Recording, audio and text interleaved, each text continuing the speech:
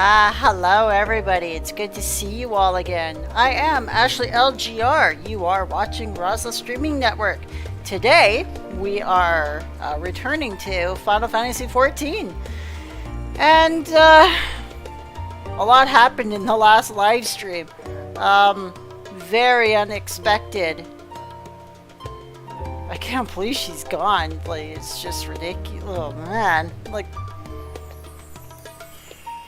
yeah, I won't lie, I cried pretty good in that last live stream. That was a very sad moment for me.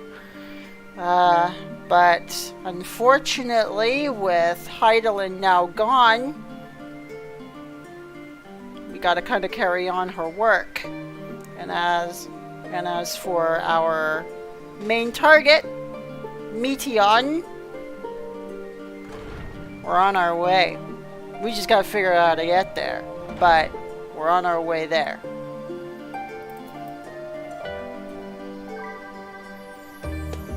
So here we are with my Warrior of Light, Chronosphere, Solarius.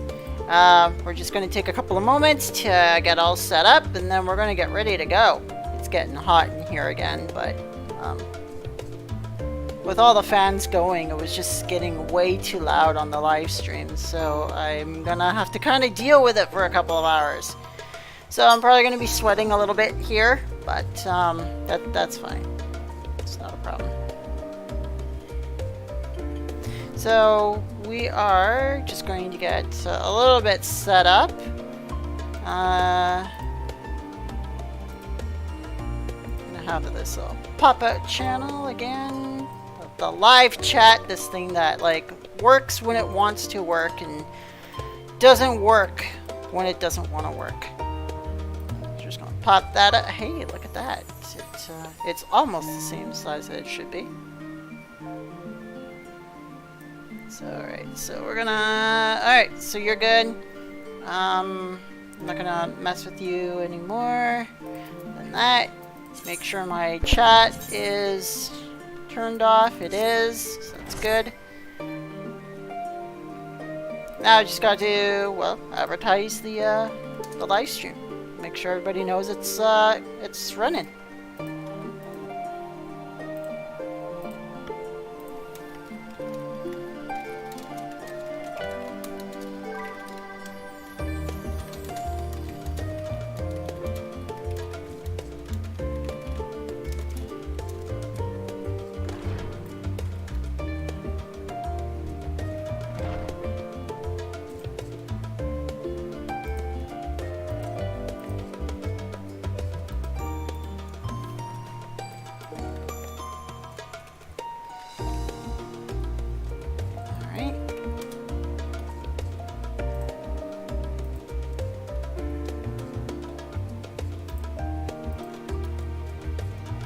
Okay, so with that all settled, we are ready to we're ready to begin. I don't think there's anything else I really need to do. So here we go for the next one. Hopefully, we can get our way towards Meteion. I have no idea how long it's going to take, but I have allocated about 2.5 hours or so to this live stream, so hopefully in about 2.5 hours we might be able to find out where she is and make our way over to her. We're gonna definitely find out.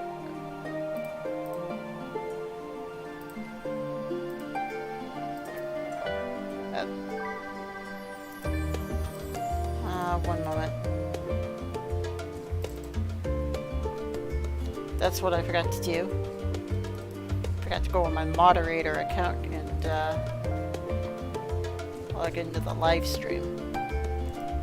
Make sure that no one's causing a fuss in here. Alright. Good. And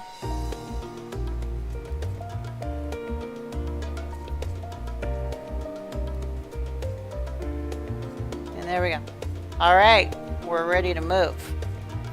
So our next quest, A Bold Decision. Again, no cuts, no edits. We're going to read it all. Things like that. Kryle has some urgent news. Chronosphere, I trust you had a good rest. An envoy of Master Fortuno's arrived not long ago with a message. The Loperids have determined Meteion's location. Ooh. We've been asked to gather at the Rostra. I'll meet you there along with the others. Tatari's just like, woo, see ya. Yep.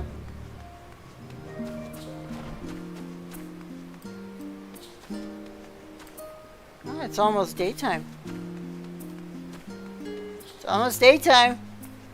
We might actually be able to see the sunrise for our old Charlene. Let's see if we can like get up there quick enough, maybe, hopefully. For the sunrise change. Wanna watch the sunrise together? Alright, let's do it then. Let's watch the sunrise together. There it is. There's the sunrise.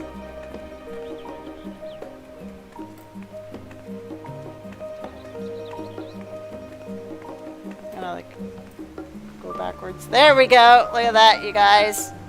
There's the sunrise for a beautiful new day in Charlene.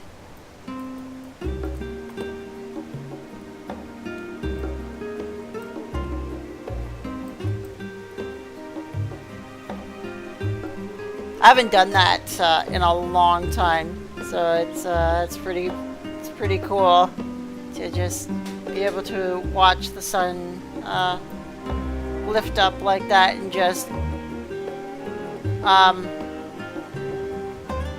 cast its light upon the entire city. You can see like the sunbeams and everything for the morning. You can see them right here. It's just freaking amazing detail.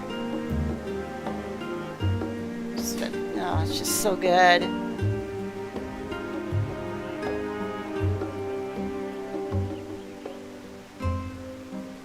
I love mornings in this game. It's just awesome stuff. Alright, so we have to go into the rostra here.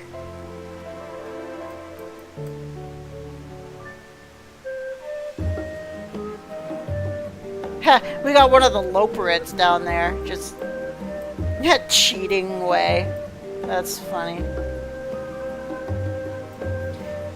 The fact that you actually have to have a Loperid and created a Loperid for the sole sake of cheating in a game. That's funny to me.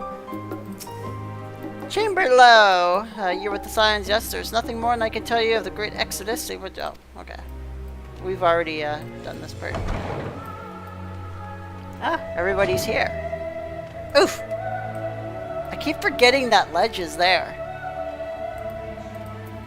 I've got the living way here. I fear our recent travels within Labyrinthos and the Ethereal Sea have taken their toll on my mind. For last night I received a visitor in my dreams, Moonbreda. A vision not of the woman she was, nay, but the woman she would have become. Jeez, he's really being tormented now. Since the final days first manifested, we've been tested as never before, even more so in your case. Nevertheless, our work is far from over. We cannot afford to falter now, even when the end is in sight.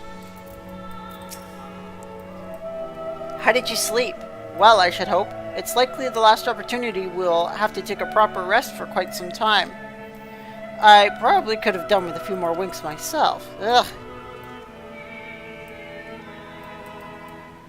The thought of what's to come is keeping me awake, you see. So I thought to do a bit of research, hoping it might eventually feel weary enough to doze off. But before I realized it was already morning. No need to scold me, I already regret it. And will probably only feel that regret more keenly as the days wear on. Hydaelyn, the heart of the star, is gone, and yet on the morrow the sun will rise and life will go on. When I look upon Charlene and its idyllic surroundings, there are moments when her absence feels unreal, as do the final days. Would that it were so. Not feeling any ill effects from the Adioscope, are you? After playing test subject for those new aetherites, even the mention of aether sickness makes you feel a bit queasy.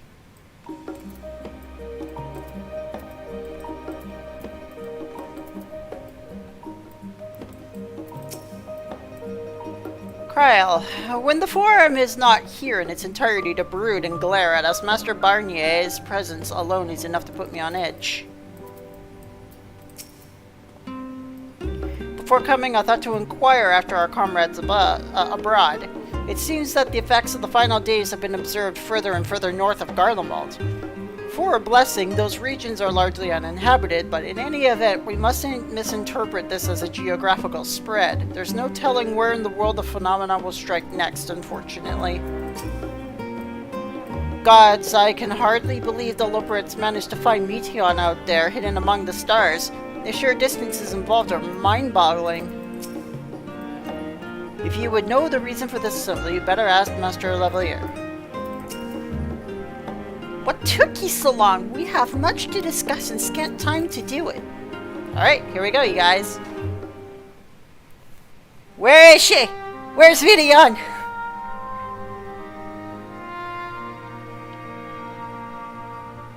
It's time to go get her. Everyone appears to be present and accounted for. Good.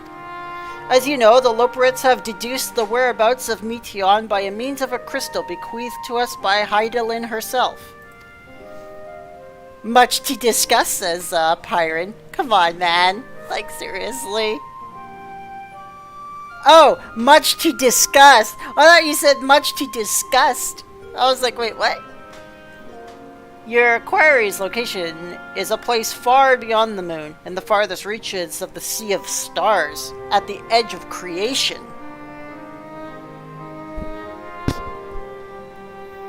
A veritable Ultima Thule.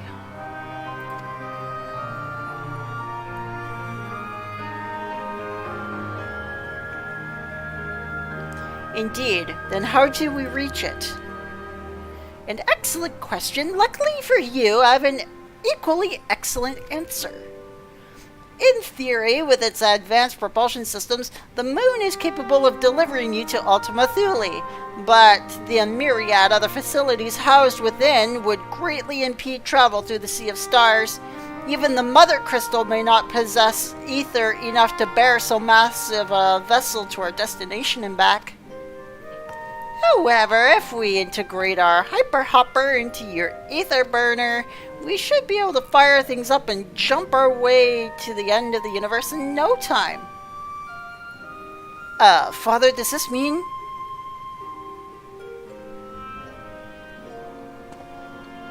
Bear in mind, this decision was not made solely at my discretion, but with the consent of the Forum. Hearing the Loporits' proposal, the Forum was faced with a grave decision. To commit the Ark to this endeavor would mean abandoning both our plans to evacuate to the moon and to resettle on another star. Needless to say, the proposition invited fierce debate. In the end, however, the Forum was swayed by the simple fact that Hydaelyn believed you possessed of the strength needed to overcome this crisis.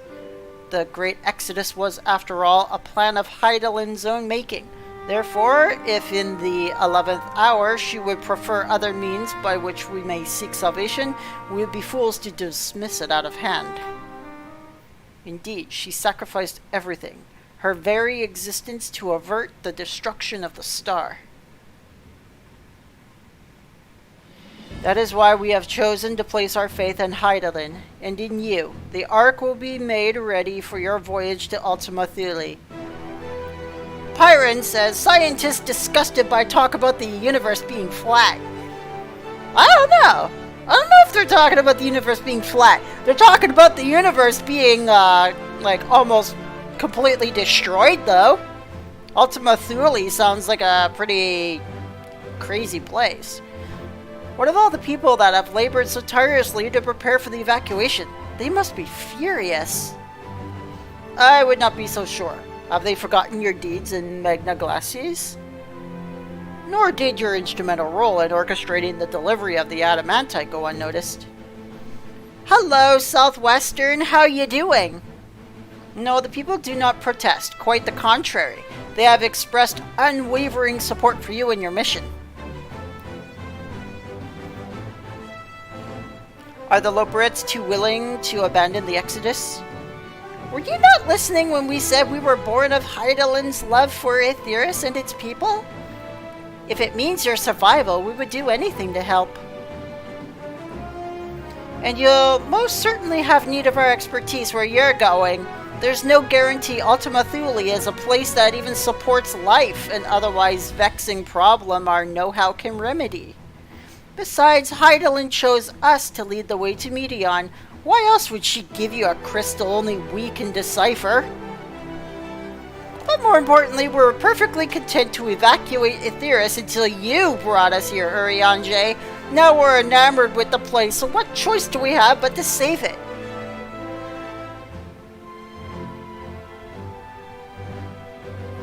Of course, none of this would be possible without you and your scions, so I must ask, are you certain you wish to do this? I'm glad you're doing well today. You going out to record some more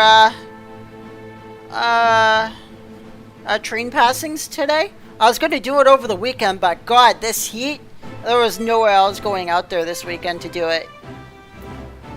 You wouldn't stop us if you tried.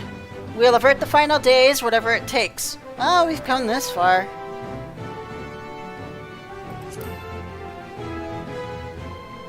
Yeah, let's do the top one.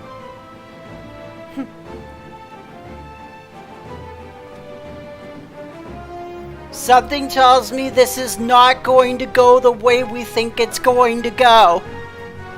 Something tells me that we're gonna get our arses handed to us. Very well. I shall inform the forum of your decision and begin preparations to bolster the Ark with the Hyper Hopper. The Loperites will coordinate with the Ilsbar contingent to have the necessary components transported via the Tower of Babel. Of course, it will take some time before the work is complete.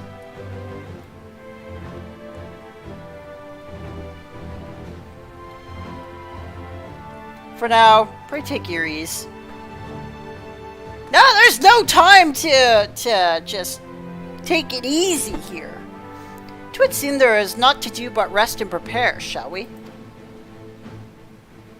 Well, I guess we don't have a choice. You know what? I'm not gonna have a choice. I'm actually gonna have to turn that fan on. Because, oh my god. It is way too hot in here. Way too hot. Alright, 1 second, guys.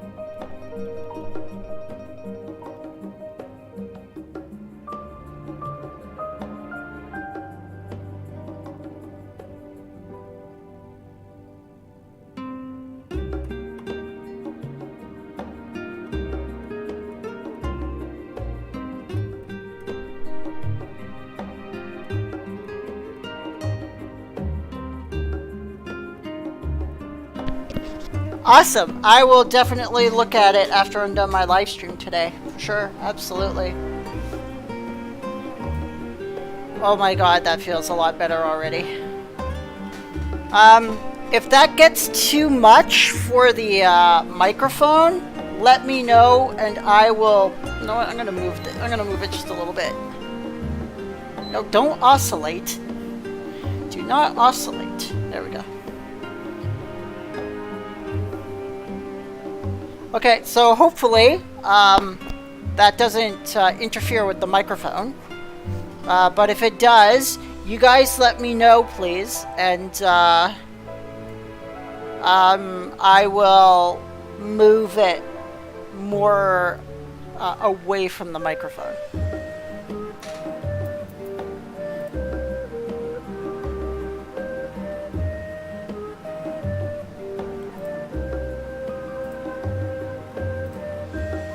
Hold on, you guys. Yours is Logitech.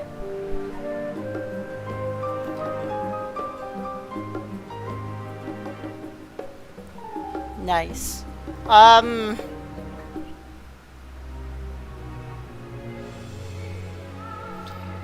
Yeah, it is so hot here. It's like, it's gonna be like 44 or something today. 44 Celsius, which is about 111 Fahrenheit. It's hot. Wow, I went the wrong way.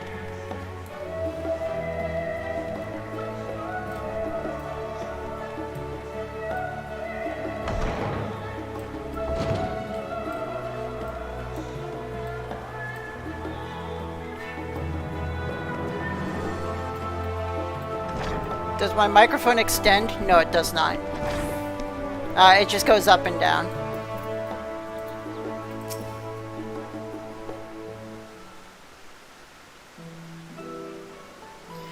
Ere we depart, we must leave nothing undone.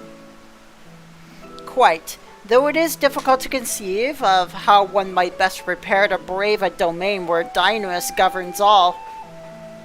Nevertheless, Heidelin deemed us worthy of the trials that await. For lack of any other feasible options at this late stage, let us trust in her judgment and face Meteion as we are. Which leaves the not-so-small task of coordinating our efforts here to you and to Taru. If all goes to plan, we'll be back before you know it. I certainly hope so.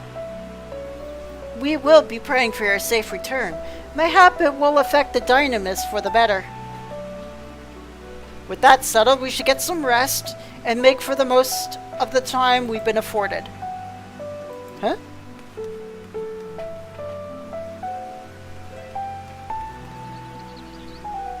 The meeting's over, isn't it? You were in there for so long I started to worry. Did they... what did they have to say? We're going to the edge of the universe to fight Meteion and possibly never come back. The edge of creation, I see.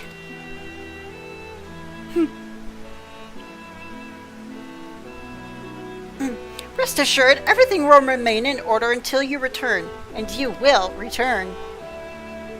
Actually, Chronosphere, can I borrow you for a moment? Looks like your plans for the interim are decided. When the two of you have finished, meet us back at the Bodesian Annex, alright? Alright then.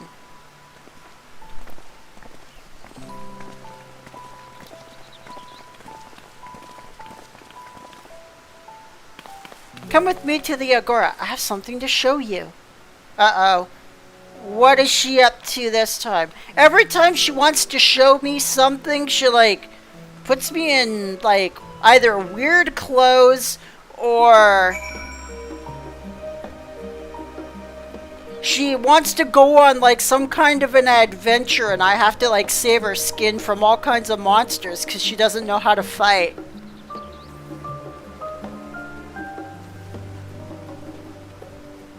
Like in ARR, I think it was in ARR, she tried to, like, be a bunch of different jobs and she failed at them miserably and almost got eaten by a morble. Thing almost had her for a lunch. Not even, more like an appetizer.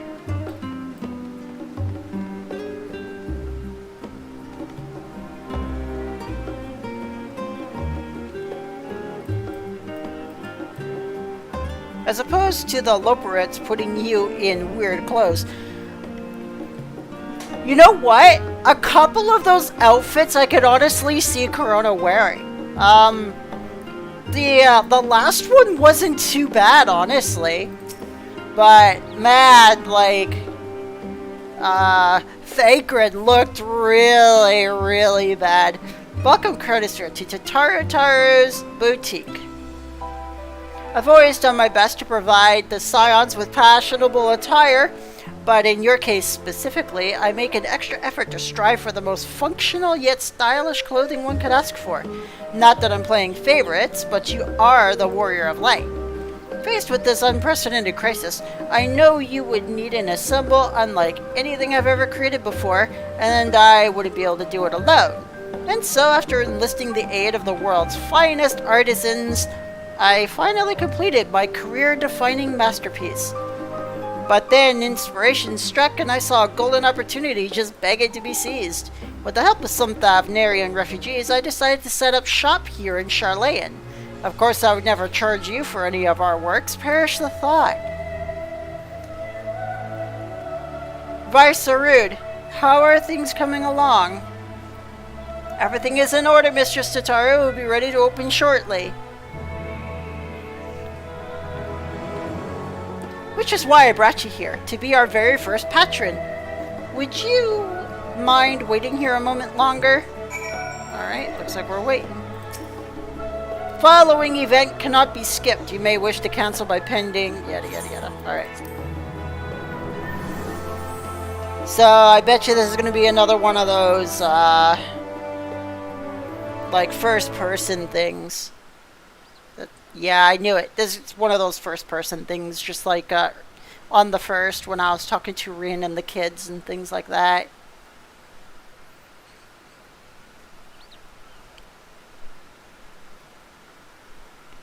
I did not expect to find you here. Who's this now? Oh, it's Varshan.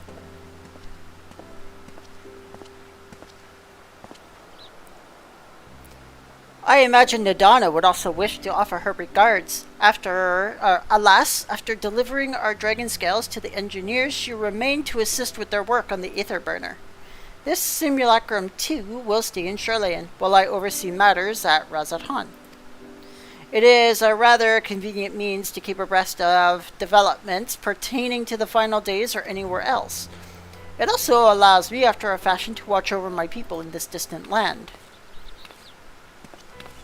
Varshan, I was hoping you would stop by. I can't thank you enough for allowing your artisans to work with me here at the boutique. Please, it is I who should be thanking you. The establishment has restored a sense of normalcy to their lives. You've blessed them with newfound purpose, and a means by which to support themselves in these troubled times. What's more, when they at last return home to Razathan, the experience and knowledge you will have gained in your employ will no doubt prove a boon to the artistry and commerce of our land. In fact, I came here to see how your new employees are settling in, and to express my gratitude for granting them this opportunity. It's an opportunity for me as well, believe you me. Your artisans have taught me so much about Thavnarian craftsmanship. Their resourcefulness and ingenuity are nothing short of inspiring. I can't wait to see what kind of wonders we come up with. I pray you every success in your endeavors, Mistress Tratara. Before coming here, I heard word of the forum's decision of what will be attempted. It was only then that I finally understood why my father called this star the last bastion of hope. Indeed, it was the last bastion, for the flame of every other star he encountered had likely already been extinguished. In the boundless dark, the light of brimming life must have been blinding in its splendor. You journey unto the heavens to protect the light. May the scales of my kin serve you well. I have faith you will prevail and restore peace and tranquility to the star. Would that one be alive to see it. I should like to visit Razathan again when this is all over. I worry your faith in me may be misplaced. Perish the thought. You are our salvation and our deliverance. My father would not have relinquished his scales otherwise. Forgive me, but I must take my leave. Fare you well, and remember, the people of this star have not given up hope. Neither must you. That's a tall order. Like, I'm going to a really, really bad place. I'm not convinced that this is going to go the way I think or the way that they think it's going to go. I think it's going to be a really bad situation over there. It's just a matter of, like, how bad is it going to get and if I can deal with it. Ugh, where must I go to get a meal with some flavor in this wasteland of taste? Who's that? Oh! Hello, it's you! Oh no, he spotted me! Oh boy. Ah, Chronospheral girl, my, whatever are you doing here? A new boutique, you say? I've been meaning to expand my wardrobe. Yes, something with a little more flair, perhaps befitting of a man of my station. Though I have nowhere to flaunt said raiment so long as my confinement continues indefinitely. The young Lord Fortemps insists that so long as there is work to be done, no matter how trivial, I must abide here in Charlayan. Thus I do toll with every fibre of my being rails against it. Why, I've even suffered the company of that brute Sicard to see supplies transported in a timely fashion. Yet he was the one who granted leave this morning to participate in some supposed covert operation. So I suffered instead for his otherwise welcome absence. Now burdened with extra busy work, and without Honoroi here, there is no one to prepare my meals. I came here in hopes of finding a nice cafe, perhaps. Alas, the Charlayan delicacies I've sampled were lacking in every respect. Have you tried Archon Loaf? You can find it in all the shops.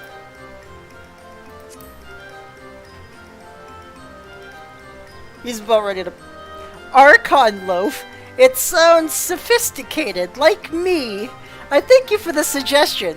With a full belly, I dare say I can endure this purgatory, if only a while longer. Ta-ta, old girl!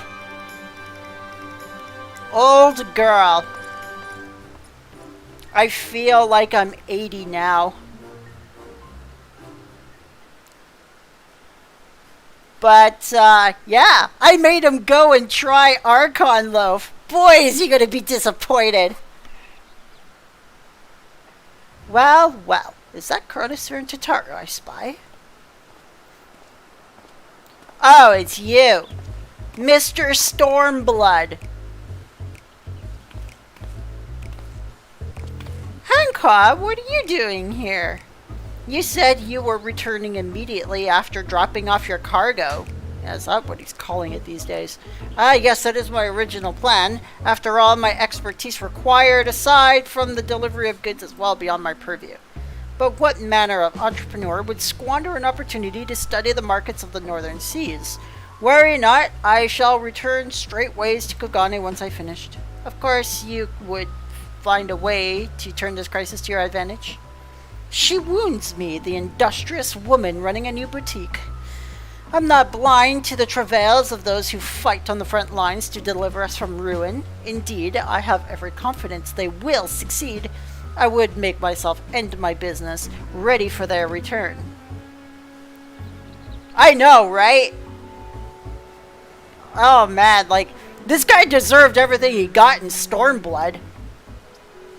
If you believe them in so devotedly, why not put your money where your mouth is?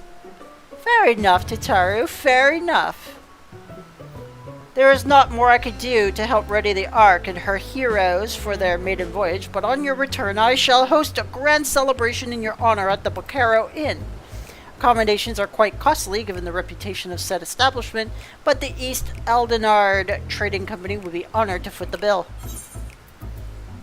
Appreciate the gesture, but no thank you. Will there be lemon cakes? Yes! Lemon cake! Yes, lemon cake. Oh, we're one of tart tastes, I see. Yes, there will be lemon cakes and much, much more. The finest delicacies the world and Lord Lolorito can offer.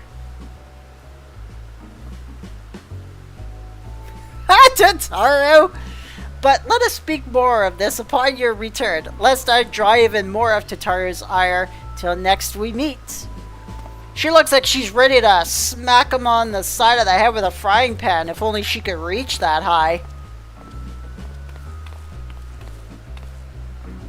Oh yeah, the Archon Loaf. Yeah, that too. He deserves what he's gonna get.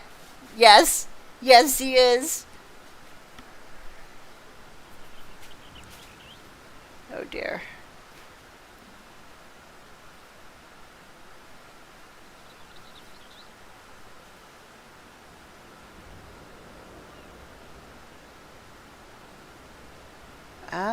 think that's it. Ah, Chronosphere. Decided to spend your time at the markets, did you? Ah, these two.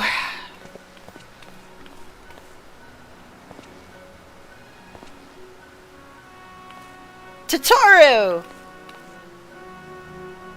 Biggs, Wedge, I take it work on the Ark proceeds apace?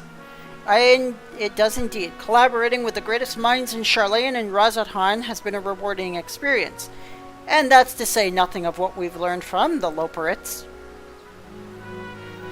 The Ark is unlike anything we've ever had the pleasure to work on. Even Nero was rendered speechless on more than one occasion. I can't wait for you to see it. It's still hard to believe we have a means to send you off to the great expanse, though. To the farthest known reaches of, well, everything. I never thought I'd live to see such marvels, yet here I am. More often than not, you and the Scions are the catalyst that marks the need for these great innovations. To think how much I've missed out on had I not been a member of the Ironworks.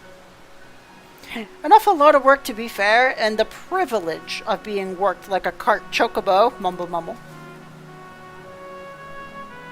Ah, there's that too. As busy as we've been, we wish there was more we could do for you, Chronosphere. But no matter what happens, we have to keep believing for a brighter future. That we do, friend, that we do. And one filled with even more adventure. Ah, they liked that one. When you head back, would you tell the engineers I'll be along shortly with refreshments? It's very kind of you, Tataru. They'll be glad to hear it. And on that note, Wedge and I should be going. Still a few more supplies together before we return. Alright, see you guys.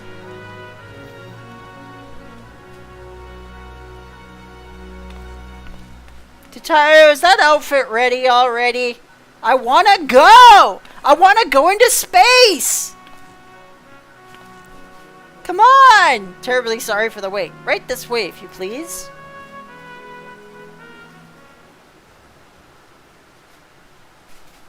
Ah, very good.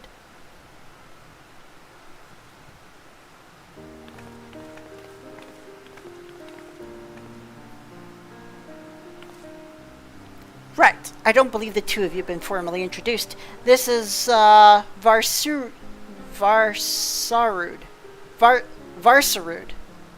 from Paleka Stand. Varsarud. Okay. Pleased to meet you. Haven't we met before? Yeah, she does look very familiar. Yes, it was you who helped us at Perusa, and again when crossing the ice fields, was it not? I doubt we exchanged little more than glances then, but it is kind of you to remember me. Thanks to Mistress Tataru, I and many of my friends have found gainful employment in this foreign land. It is only natural to feel fear in the face of calamity. In such times we must look to one another for strength and succor. I know not whether we will come to call this place home or return to Thavnir, but we are here today, and we are glad to have contributed to this cause. And contribute they did by helping me make your new garments as durable as possible. We put our hearts and souls into them, and I have every confidence they'll keep you safe in the battle to come. Please don't have another creepy-looking mask like in Stormblood. That was weird. God, to think how far we've come since our humble beginnings at the Waking Sands. From the rising stones to the falling snows, even a certain insufferable someone's ruby bazaar. We were always fortunate to find friends along the way. Even when you were swept away to the first, Grahatia was there to grant you sanctuary. I'll never forget the relief I felt when you all returned to us. I thought my heart would burst. Aw, that poor Lala. Yours has been a long, long journey, and I've been privileged to watch, often with bated breath, as you preserve time and time again. But for all the joy we shared, there's been much sorrow as well. But I've long since learned you can't have one without the other. which is why I promised to send you off to the Sea of Stars with a smile. And you can be certain I'll be the first one to welcome you back on your return. It's too bad we can't just bring them with us, just even for emotional support. They always have to, like, stay behind.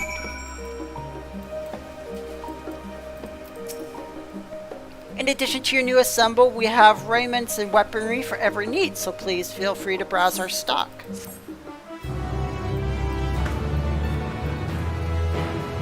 You may now obtain job-specific gear from Varsarut. The weapons and gear obtained will be equipped at level 89, however all item stats will be subject to item level sync. Upon reaching 90 with the corresponding job, these items will no longer be synced. Furthermore, the gear can be dyed upon completion of the role quest associated with said job. Alright. Friends gathered. Though delighted by your patronage, Tataru is ready to send you on your way. I realize you've got lots of work to do before you depart, so I won't keep you any longer.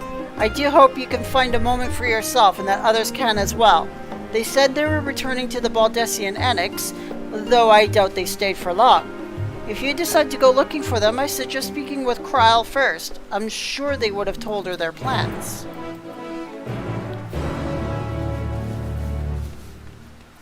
Hey, stop running off and go get said items. But I don't need them. Like, I don't think I need them.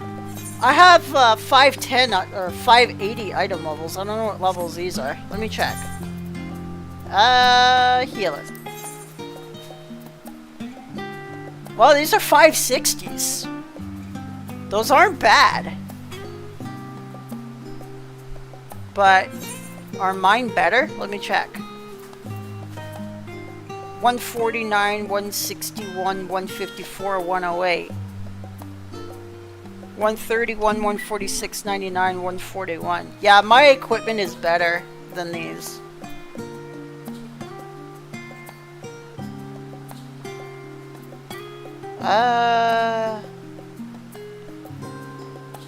Yeah, my equipment's better.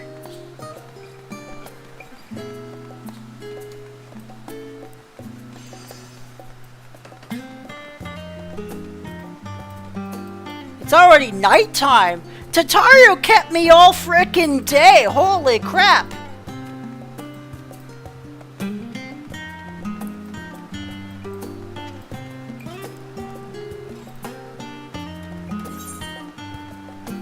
Oh, wait a minute.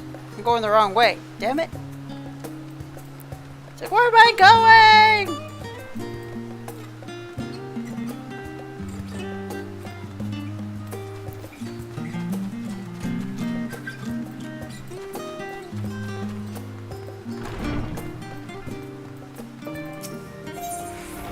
I had just enough sprinting power to get through the door. Where is everybody? They're not in here.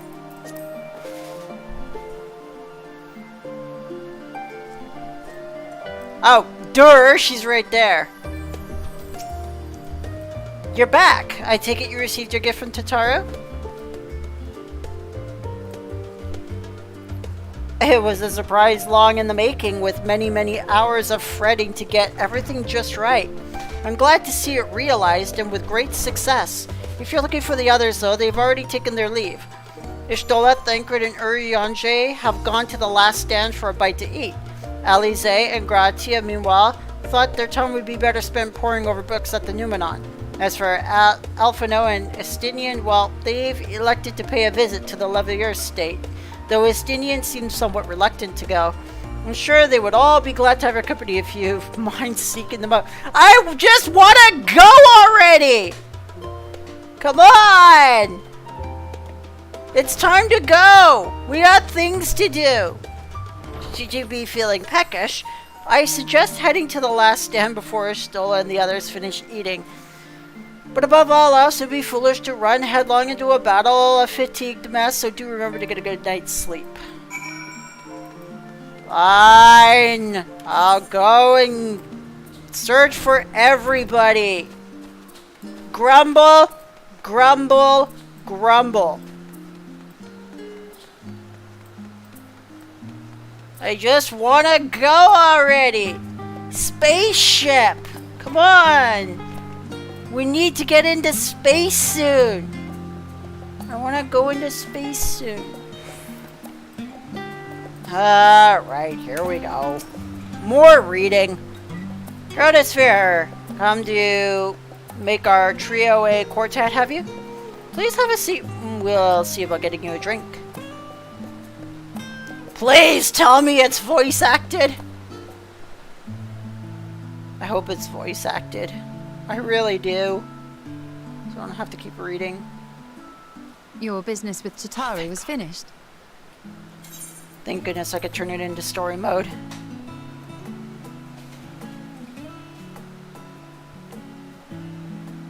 My, what a thoughtful surprise. Whatever would we do without her? Yeah, another outfit for Indeed. my wardrobe. And she's right, you know. It hasn't been all doom and gloom. Almost has been. Feels like a lifetime ago that Master Louis Soir gathered us together to form the Circle of Knowing. Since then, we have experienced much. But rather than feeling wiser, the more I learn, the more I find my knowledge lacking. Well, there's just so much we've discovered. As a student, vainly did I believe that I held the secrets of creation in my grasp. Yet that which I had seized was but an insignificant sliver of what awaited in the wider world. Yeah, it's been crazy. Every encounter, every experience hath served to open mine eyes, enlightening and humbling me in equal measure. Even from those whom I called enemies have I learned many a valuable lesson. Yeah, sometimes you can learn the greatest lessons from your greatest adversaries. What will we learn at the edge of the universe, I wonder? Probably that it's a very bad place and we shouldn't actually be deciding to go there. Ultima Thule, where the bringer of the end makes her nest. I, for one, can't possibly imagine. Oh, so it's Thule. I thought it was Thule. That's alright. Ultima Thule. Alright. But whatever awaits us there, we will survive. We must. For her. Still thinking heavily about Minfilia. You have nothing left to prove, not to ruin nor Minfilia. We'll get through this together. Just make sure you bring enough ammunition. Ah!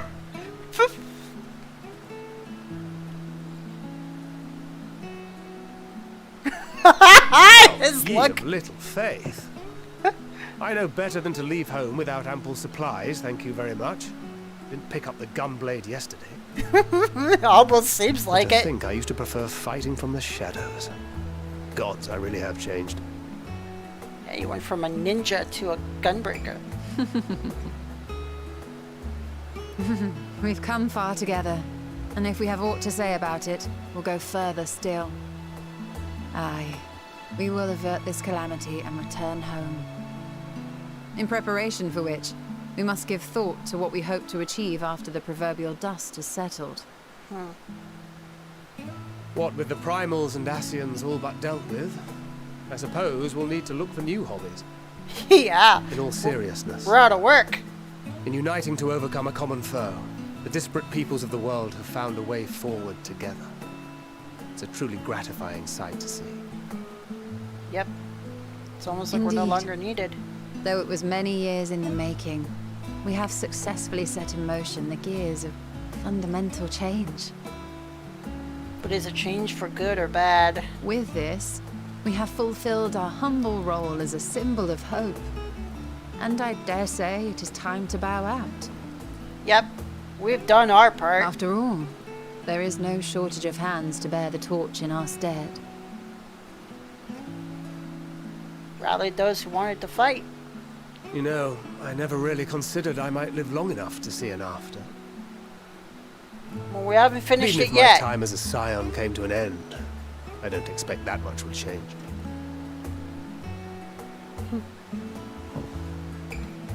Traveling the world, going wherever the wind blows, lending a hand to those in need. A journey for journey's sake. It doth suit thee well. I must confess I too have yearned to see more of the world. If thou art amenable to the suggestion, I would accompany thee. Mine ability to affect an air of normalcy through artful disguise is much improved, thou must concede. Sure, Yanshe. Well, improvement is relative. You still look suspicious no matter what you wear.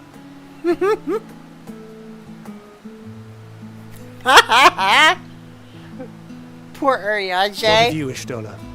Any grand plans? Why, continue my quest for knowledge, naturally. To begin with, I wish to know the state of the reflections, to which end I must find a means to travel between worlds. 'Tis the least I must do if I am to keep my promise.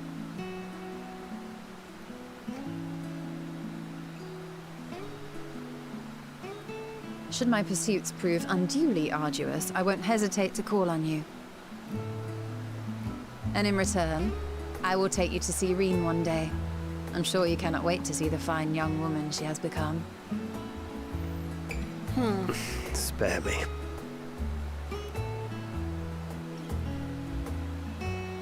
And what of thee? Frickin' What thing, wouldst Grid. thou pursue at duty's end?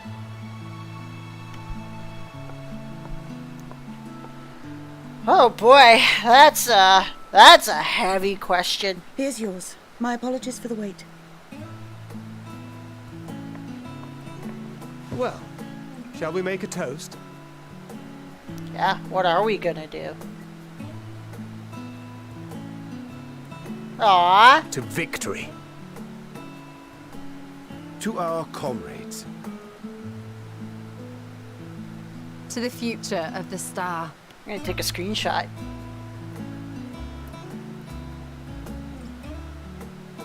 That is awesome. You know what? It was worth it.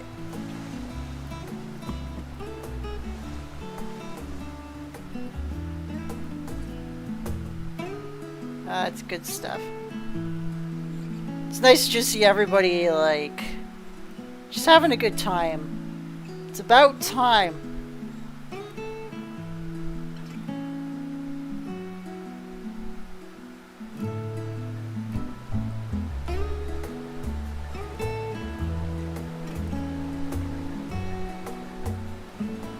But I still want to go!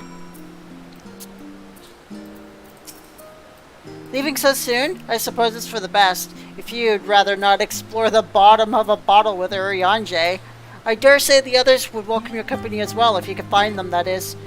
In any case, as long as you make the most of your time, then that is all that matters.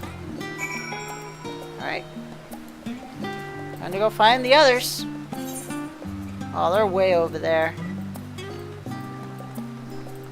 Drink the night away. Look, if you're going to be facing the end of the world with, like, a bunch of your friends who you consider your family, I'd do it in a heartbeat. I would... If I knew the world was going to end or something like that, or go on some kind of grand adventure where you just kind of feel like you're gonna die or whatever. Okay, Pyron, I'll see you shortly. Go get home safe, okay?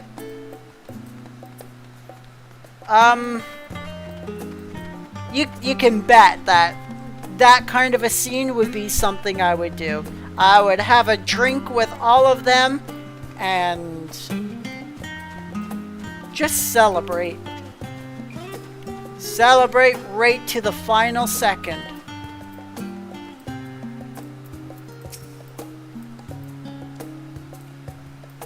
Gratia's out cold. You try speaking with Alize, but she's fast asleep.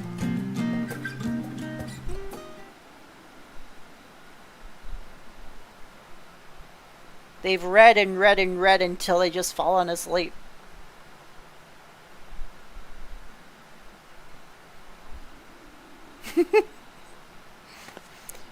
She's gonna tap someone and give them a heart attack or something. No, she's just gonna sit right down and wait for them.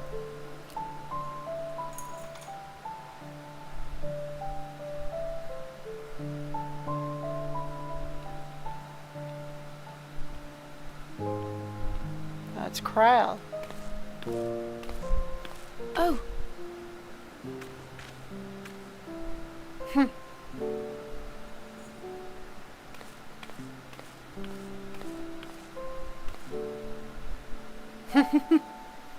We need blankets. knowing them, they're probably dreaming about the celestial adventures to come. It's gonna be, Just as well. They've been running themselves ragged of late. best to get their sleep now. Unlike you and the others, I'm a few steps removed from the danger and excitement. The things you all get up to never fail to impress me. But by the same token, I can't help but worry. Oh, don't be like, Not only for your safety, but Tataru. for your happiness.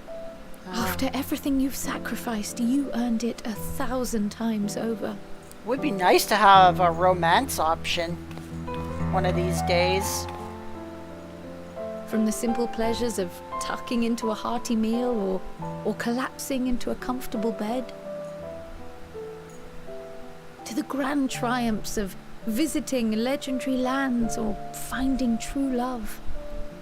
You deserve all the joy in the world. There is so much that life has to offer. So much to be treasured and shared with those we hold dear. So promise me this. Come what may, you won't give up on your own happiness.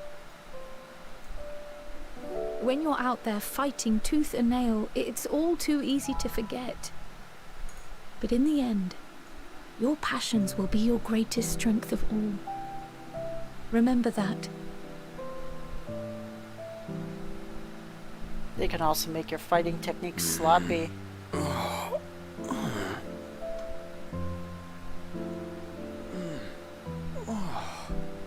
This feels familiar. No doubt. Welcome Well, awake. 'Tis good to be.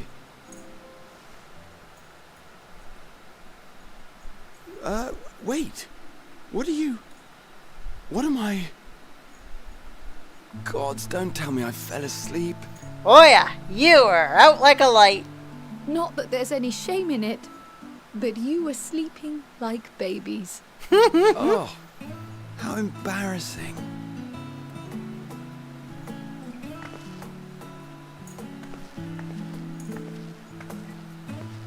Not a word to anyone. Understood? Not one word.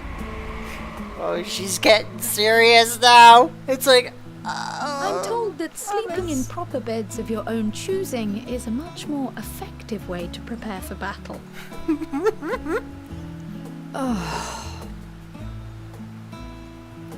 So, what were the two of you doing here? oh, just talking in your I had a sleepy few absence. books to return to the library. Thought I'd take care of it while I could. And you? Yeah, I decided to just watch you sleep. What will you say? It's a secret? Just enjoying a little peace and quiet? Nothing in particular. It's a secret! Yes!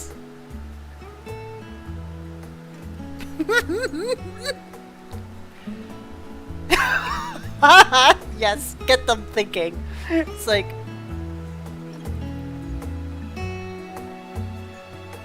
you'll never know what I was thinking! But if you guys really want to know what I was thinking and what I was doing there, I was going to take one of these books, I was going to open it up wide, put it right by their ears, because they both have sensitive long ears. See, you can see Alize has a sensitive long ear, Graha has a sensitive long ear, and I just go... It'd be similar to this. Let me show you guys. I'll show you guys. It'd be similar to this. You take one of these books, and then... Oh, it doesn't make a big boom. It's not big enough. It's too flimsy. Okay. I'm gonna do it right this time. I'm gonna do it with a hard copy. Alright, yes. My ye old monster manual. So... you take one of those books and... yeah. Yep. And then I would just stand back and watch the fireworks. I bet you Gratia would launch a fireball out into the distance, and I bet you Alize would probably just cause a tornado or something.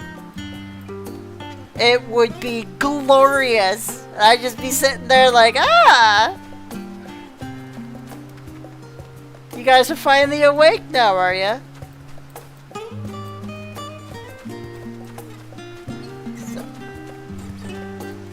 Wow! I almost went for a swim. All right, let's go. Whoop! Wrong one. No, we need to go to that one.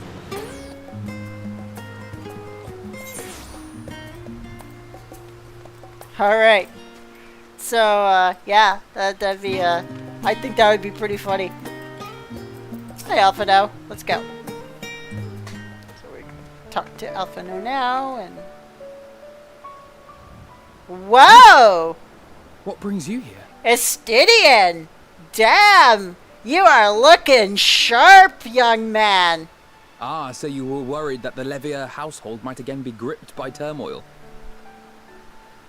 Estidian looks awesome. All is well, I assure you.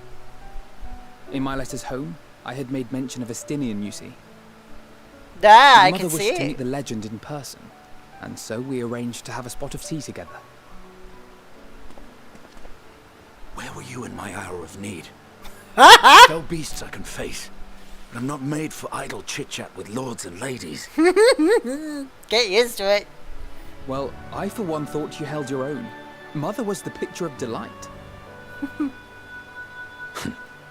might have been delighted myself, were we in a tavern with more agreeable drink. The thought of fleeing crossed my mind, but what then? I'd never hear the end of it, least of all from Tataru. Oh yeah, she would pull you by your ear and give you a mouthful. I'm sorry. 'Twas not my intent to cause you such distress. It's just... it was one of the things I didn't want to leave undone ere we set forth. That's not to say I think we won't be returning. I don't know. I think this is a one-way Yet, trip. given what lies ahead, I did not wish to leave for later that which I could do today. Yeah, that's my thoughts on it. I think... After all, tomorrow is never promised. I honestly think this is it. Like, we're not coming back from this. Fine. Not like I had better things to do. I think we're gonna die out there so everyone here can live. Or Besides, something like that. Seeing you with your mother brought back fond memories of my own. Be we rich or poor, family is family.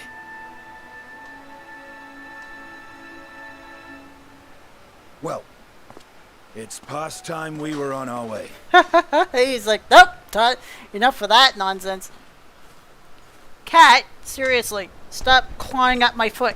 Sorry, Wait! just give me a minute.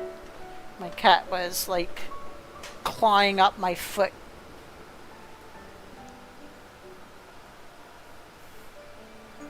Since I left home, I've made a great many mistakes. Mistakes for which I can never make amends. Well, you're gonna come up, you're gonna go But through down. it all- What are you doing? You didn't give up on me. Sorry about that, everyone. To have returned here with you at my side, it means more to me than you know.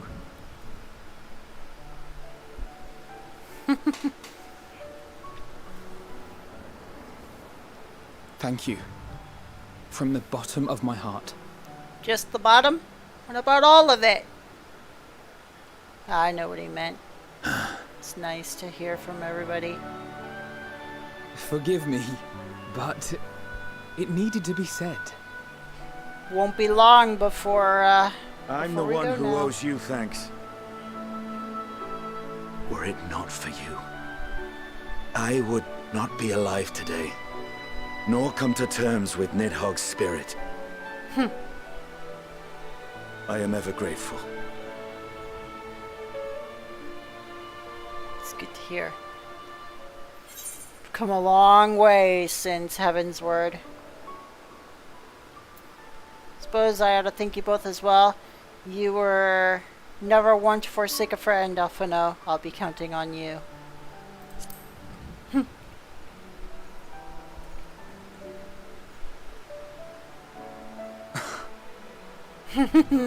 Got you there, buddy. No, I'm not. And I'm proud of that. Good stuff.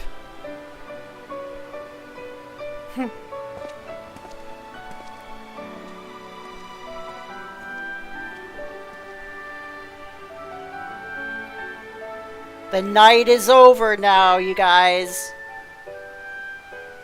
It's time. It's time to go.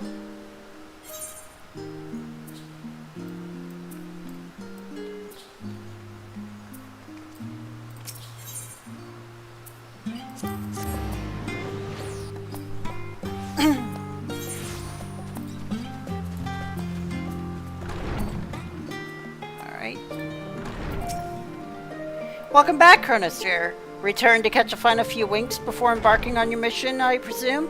You'll be happy to know your chambers have been cleaned and fresh linens laid out. I pray you enjoy the sweetest of dreams on this final night before your big day. Retire to the chamber. Here we go, you guys. It is time to move. That night at the Royal Menagerie of Alamigo. Oh.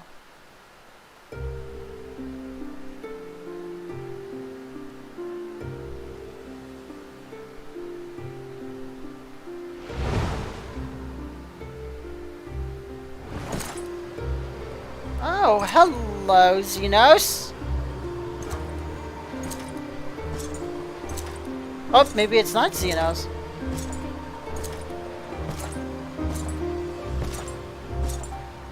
No, it's gotta be. It's got that clinking sounds and that walk. You can't fool me. That is definitely him.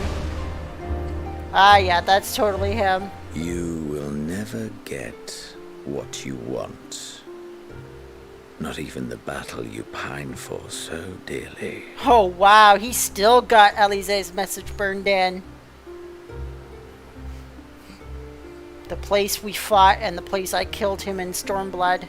In that transcendent moment, what was it that I sought in you?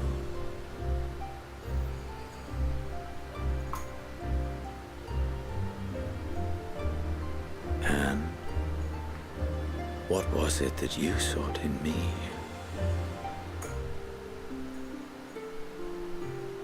In Stormblood, I really wanted to kill you. And thus it dawns. The day of reckoning.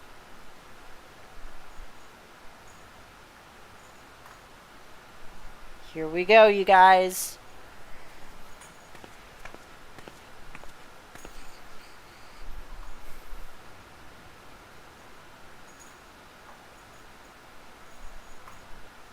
Yep, you take that big breath in and then all the way out.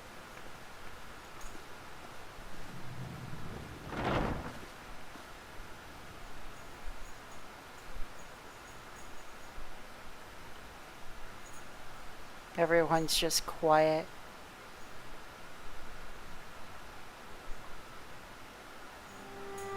How often have we thus assembled? Yep. To combine our knowledge and seek solutions to the problems before us. Back at the Waking Sands, it was all we could do to address the most minor of troubles. Who could have realized what we'd find when we began to look to the sources of the realm's woes? At the Rising Stones, we made great strides and shared many moments. From the joyous to the sorrowful. Yep. We've had occasion to call other places home too. Be it Ishgard or Kugane, we were fortunate to find sanctuary wherein we might take stock and continue our fight. Yep.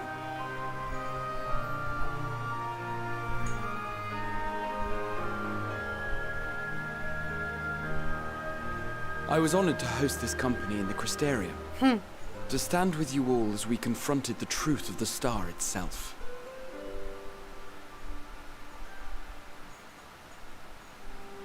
And now from this place, we go to fight the most important battle of all. I still don't think it's gonna go the way they think it's gonna go, though.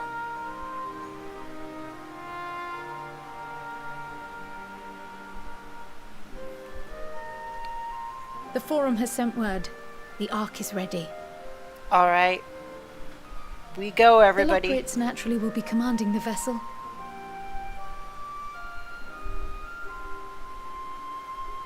They will see the 8 of you to Ultima Thule. Ultima Thule. That is where we will go.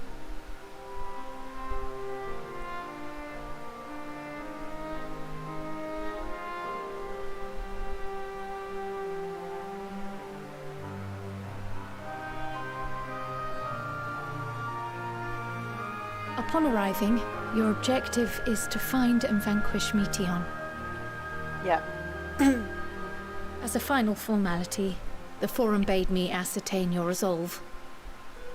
So, are you certain you wish to do this?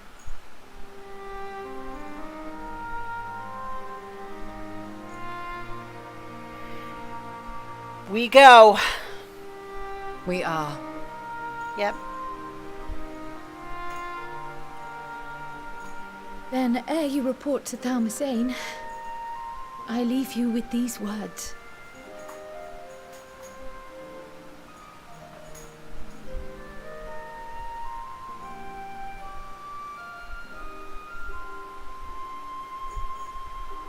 You must triumph.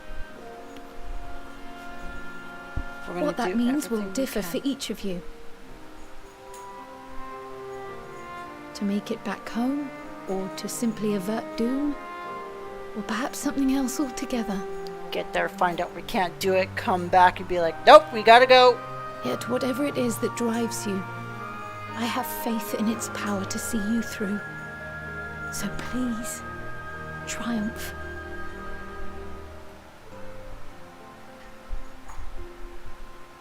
Triumph, as we who remain behind believe you will.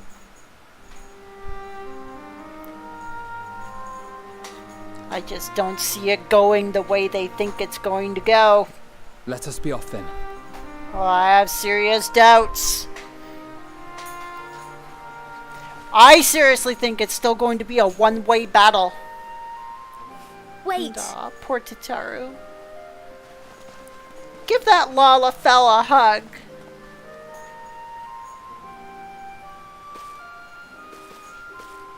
Both Kryl and I will be there to see you off, but as your receptionist, I feel I need to say this here.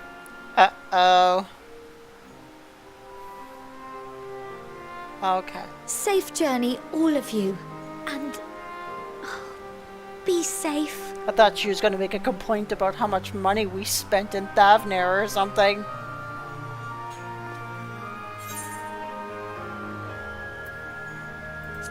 You too, Tataru.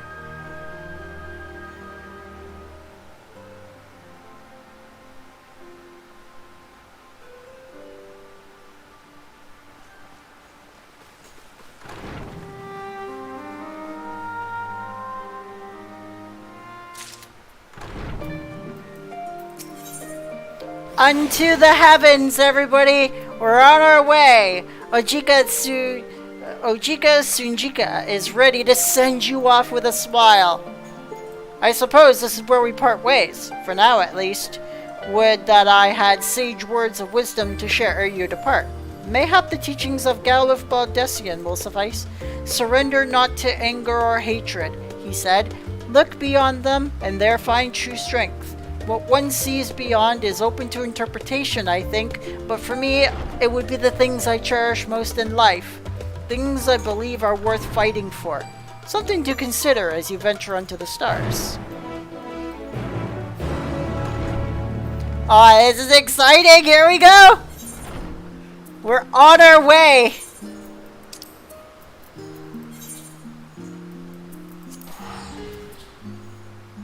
A Victoria.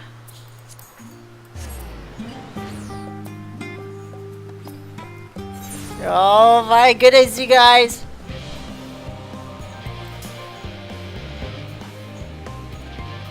We're getting towards the end of Endwalker. We're going to the last area. Oh, this is freaking exciting. Use the lift. Yep. Here we go.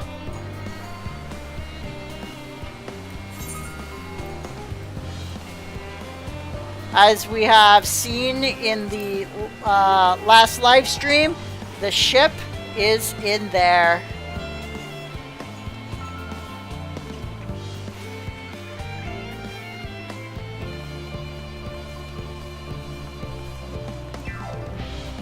Oh,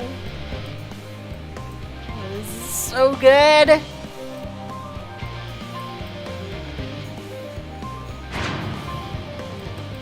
There it is!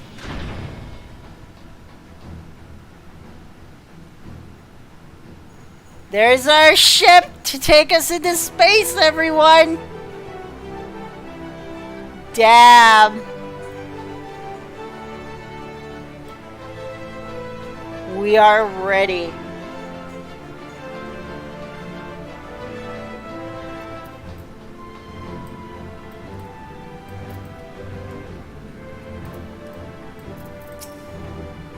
So, this is the ship that will bear us unto Ultima Thule. That even Wilson and Bloedow should be in attendance is most unexpected, but I am nonetheless heartened by their presence. For so many to see us off like this seems wholly unnecessary. Still, I will not begrudge them for wishing us well.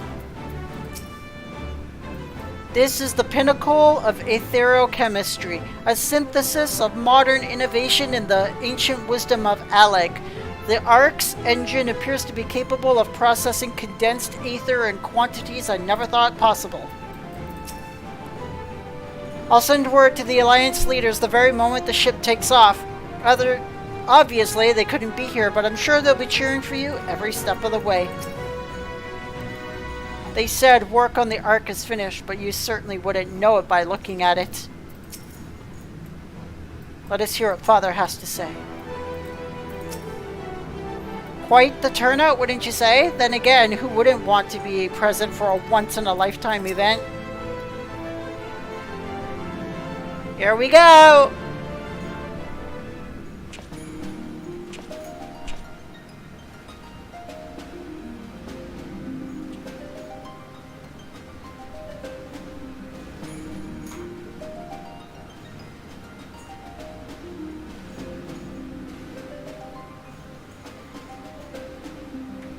We are ready. All present and accounted for. Good. Let's go. As you will have heard, the Ark is ready. All that remains is to board and be on your way. Right. I've seen my fair share of tight schedules, but this was bloody murder. If only you guys could come with us. But we did it. We finished the ship. It's safe, fit for purpose, and looks good to boot. Aye, it's a garland through and through. I really don't know what we'd do without you. Thank you for everything.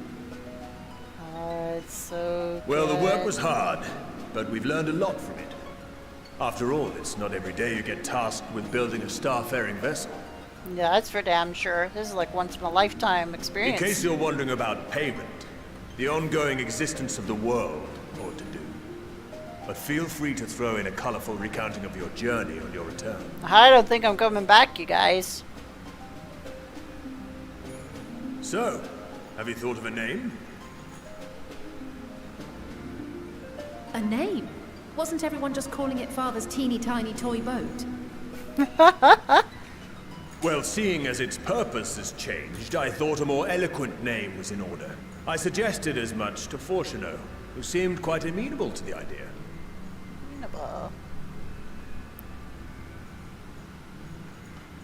As you know, this vessel is the culmination of heretofore unprecedented collaboration. Yeah. And though said collaboration is owed to the Scions, there is another whose noble deeds made our work possible. Hold on, you guys. I'm sorry. The cat is underneath the... From a fragment of Dalamud, we obtained not only advanced materials such as refined adamantite, but the knowledge to traverse the stars. I don't want the cats like to And this step on the fragment power would not bar have found its way and to us shut everything had down. the Archon Louisois not fought to protect this world, and in so doing, laid down his life. Now that the vessel stands complete, I cannot help but wonder if it was more than mere happenstance. If it was my father's intention to guide us here. In the hopes that his guidance will see you all safely home, I name the vessel after that self-same fragment of Dalamud he delivered unto us.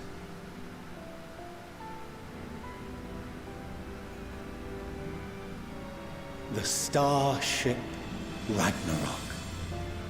Good old Ragnarok. How very Final Fantasy IV of us.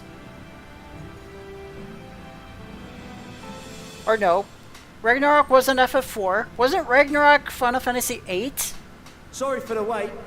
I got everyone you asked for, and not a one less.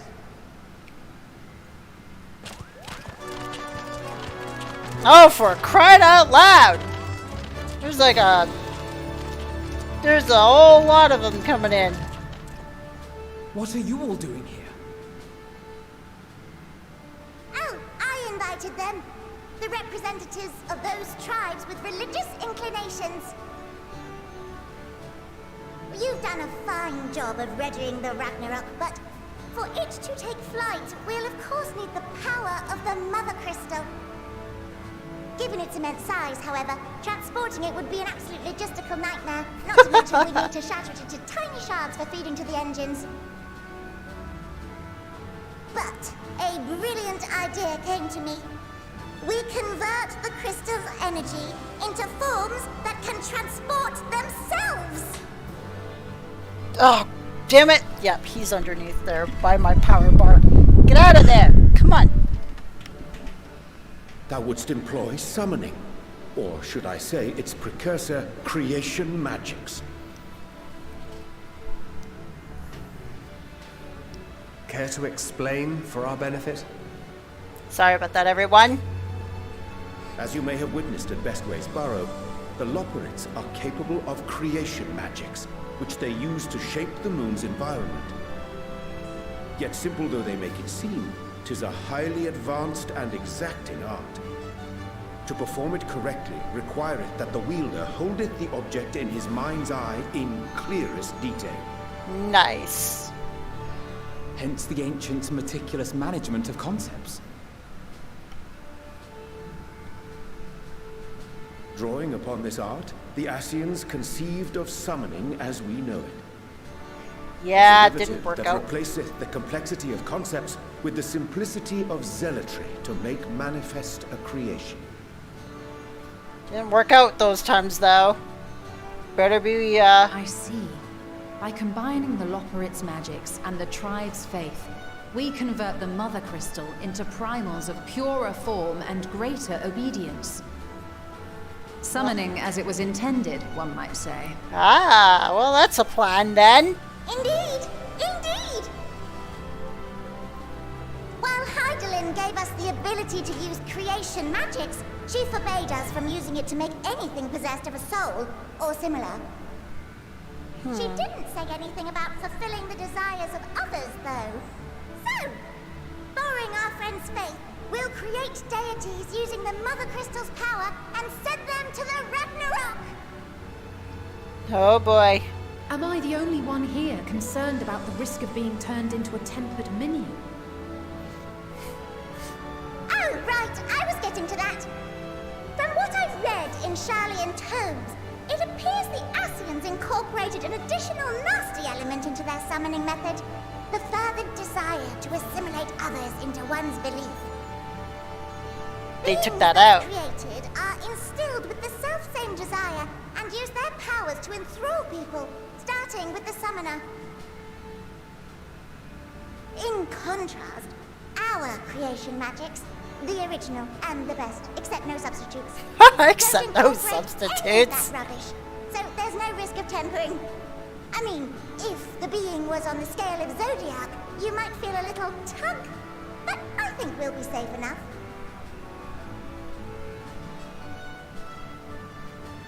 Truth be told, I do not understand the intricacies of this plan.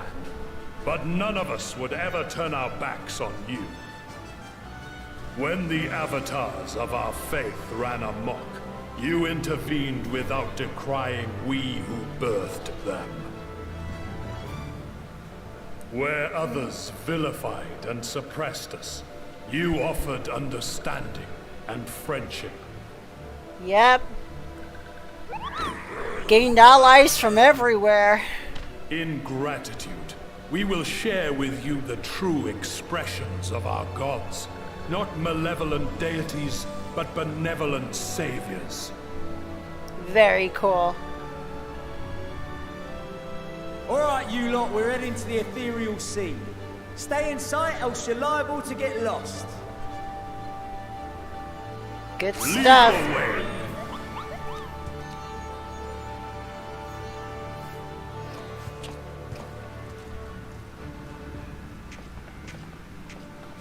Alright then.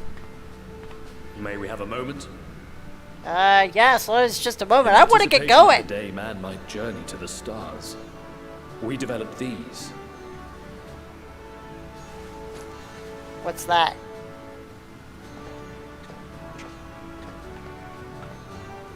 Portable teleportation devices. One for each of you, designed to work in tandem. Oh, nice! Portable teleportation. Press the button on one, and in a matter of moments, all 8 will activate and send their owners back to the Ragnarok. Interesting. There is no telling what hazards you may encounter. If you find yourself separated or lost, please do not hesitate to use them. That is very useful. Be safe, all of you, and come back. Oh man, here we go, you guys! We're going to space! Oh, it's gonna be so great! I pray you take care. Oh, so... Looks like everything is in order. So I'll go ahead and board. I wonder what it looks like You and inside. my fellows will remain to assist with the summonings, but rest assured, the vessel won't want for competent crewing.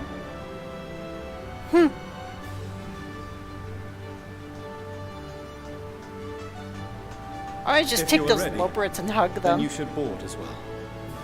Go. And Godspeed. Oh boy. Oh boy!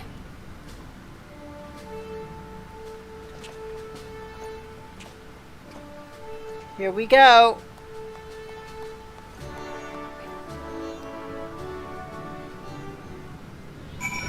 We're ready to go. If you would come this way, I will direct you to the bridge. Upon boarding Ragnarok, several cutscenes will play in sequence. Are you prepared to board the Ragnarok? Oh, you better damn believe it! Here we go! Oh, this is gonna be so cool!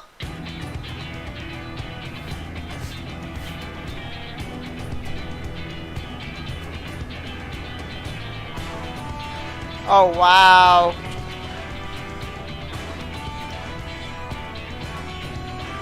Oh my god, that is awesome!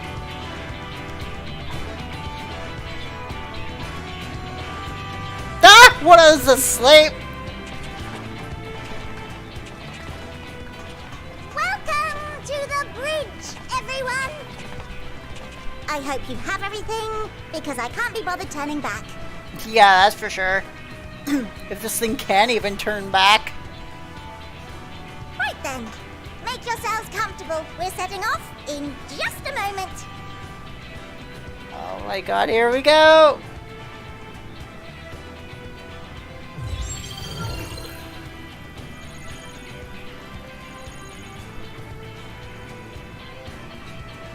It's incredible. Absolutely. This is Fortuno. Can you hear me?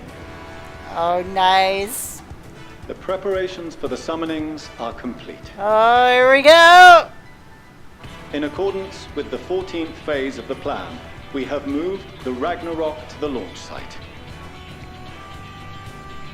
The gates are open. You may depart when ready. Oh, the gates are open, you guys! So, are we ready?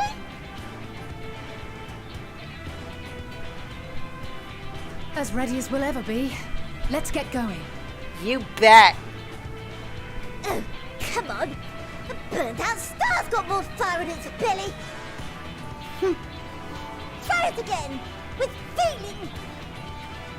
Ha ha ha!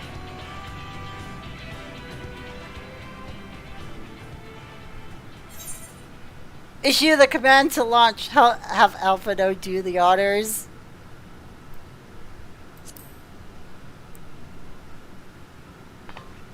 Would you like to do the honors, Alphino? But I... Come on, don't be shy. No I need to did be the last coy, one. brother. Do it, and do it well.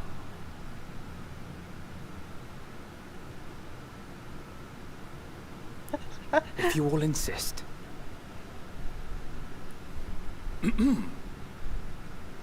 Onward unto the distant stars and beyond.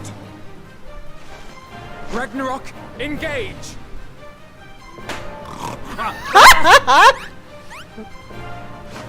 Engage! Here we go! Engage!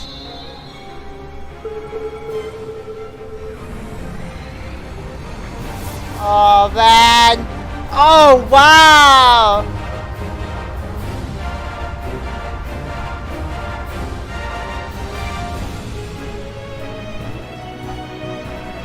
Oh, here we go!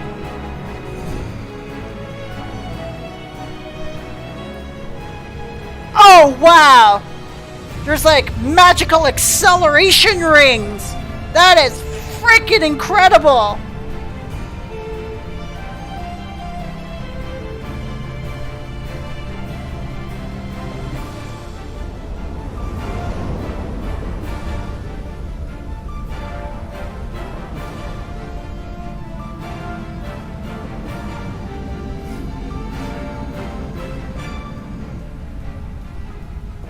Oh my god, that ship looks freaking amazing!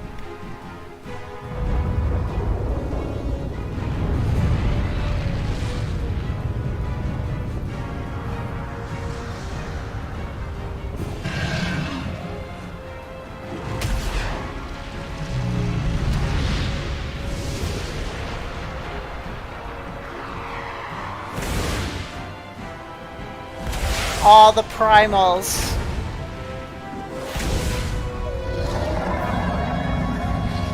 Oh, there's Bismarck, King Mog, Garuda. Ah! That I must carry landwalkers into the sky! I cannot imagine a greater indignity! Do not sulk so. For thy mighty winds exist not only to buffet and batter. Oh, love it. Yea, they may serve also to thrust forth with vigor. Such is thy glory, and thus it is an occasion to rejoice. So come, let us revel!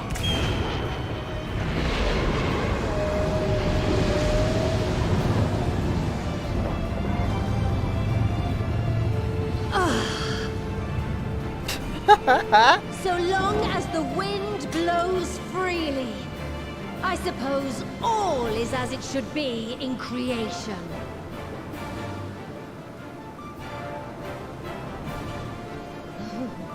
I thunder unto them a storm, that they may pierce the firmament and fly free!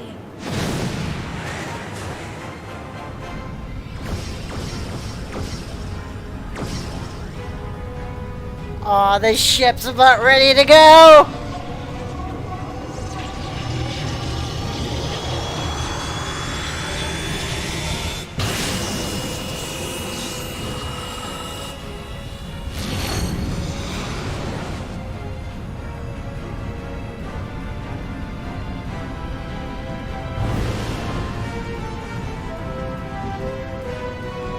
Oh, it's a portal into space!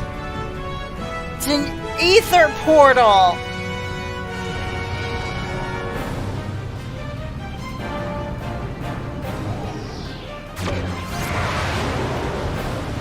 Oh my god, that is so cool!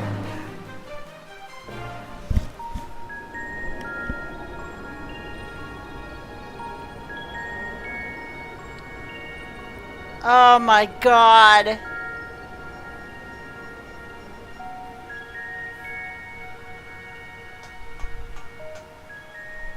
Still in one piece? Good.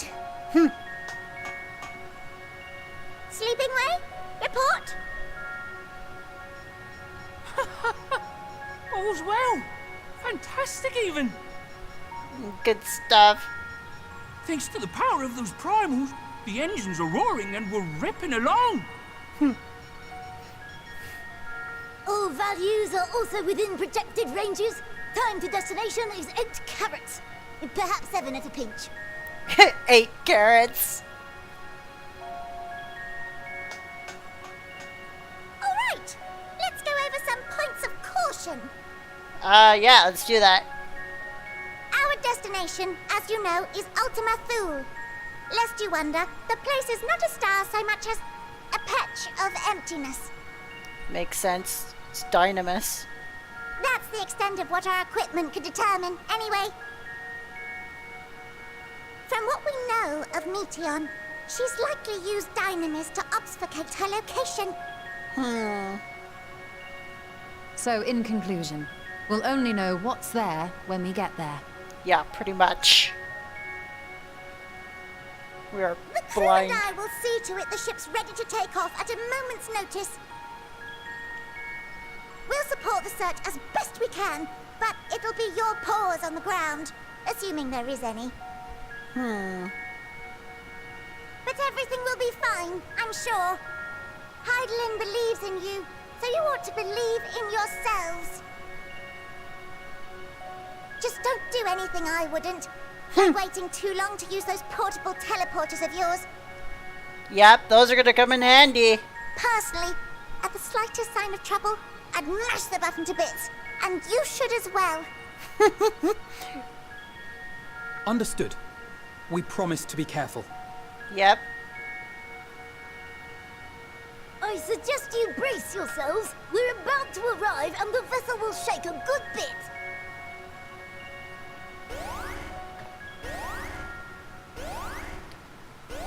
Uh-oh.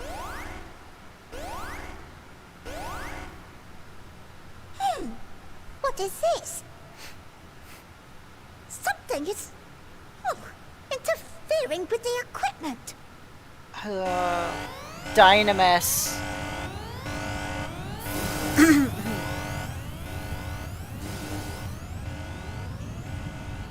Uh-oh. Greetings. Oh, crap. Oh my god, she's there!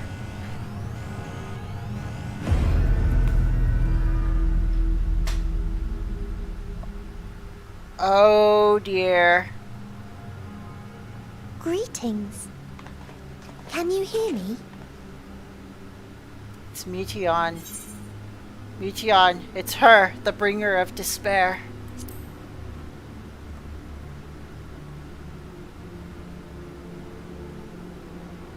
This is Meteion. Yes. Yes, it is. Oh. Have you met one of my sisters? Oh, we met your satellite receiver, though. I don't remember meeting you myself. But I do know that you're from Atheris. Yes, we are. Why have you come? All you had to do was wait. I would have delivered to you your ends. No, we felt we would come to you for that. We didn't ask for that. I don't understand. All life is destined to end. Why choose to prolong your suffering? Effort, ambition, love, they amount to naught. Happiness, should you find it, is inevitably lost, stolen away by events beyond your control. She's not wrong. There is no logic nor meaning in it. You think there is. Convince yourselves. But it's all a cruel accident.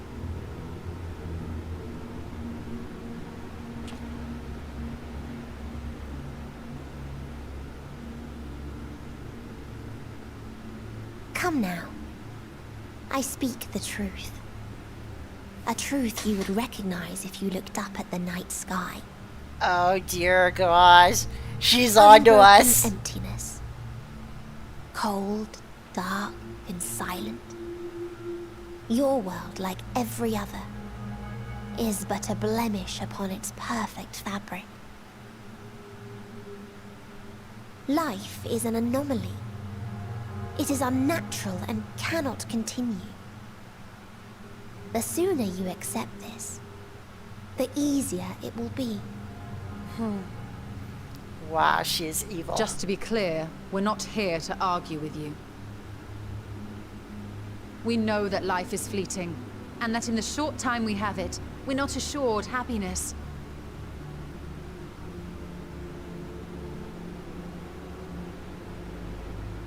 Indeed. I've seen far more sorrow in the eyes of many I've met.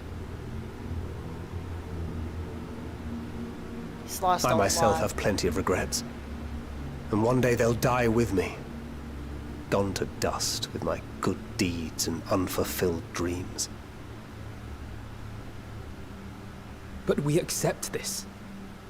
That our existence may seem pointless.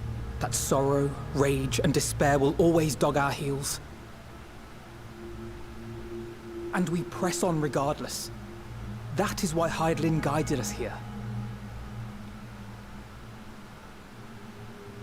In her boundless love for mankind, she has prepared us for this trial, and in her name, we have come for you.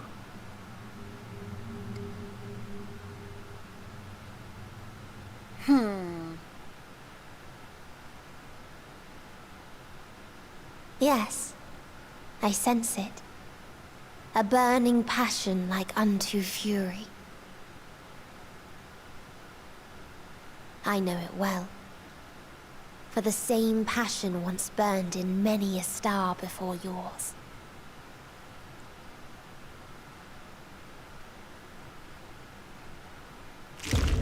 Suffocated and extinguished now.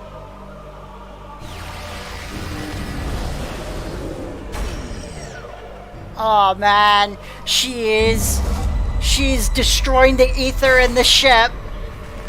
That's too much dynamis. I can't breathe. You approach the bounds of my ultimatum, where emotions dictate reality, where resignation and acceptance unite to embrace the end. Oh, she's too powerful. Where those who yet valiantly cling to life cannot thrive.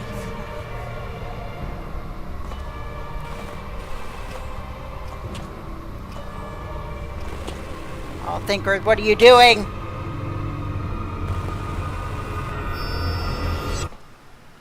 Oh, he went for the kill!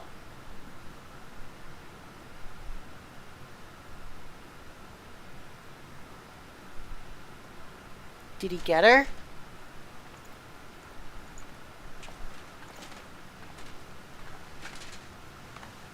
By the Fury.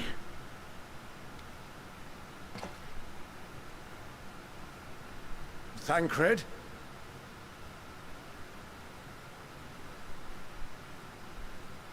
Meteion has gone as well. Mayhap he awakened first and gave chase. Everyone? It appears we are at our destination. Oh boy. This is Ultima Thule. Oh, what's it look like Not out that we there? knew what to expect, but I wasn't expecting this. What is it?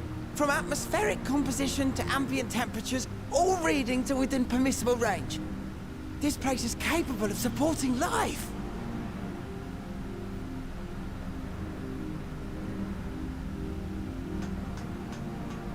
If that's the case, then Thancred may well have gone on ahead. Let's go and have a look. Alright, yep, let's do it. Meanwhile, I want the rest of you to perform a full inspection of the ship, as well as a biological scan. Yeah, the last thing we need is dynamis monsters appearing all over the ship.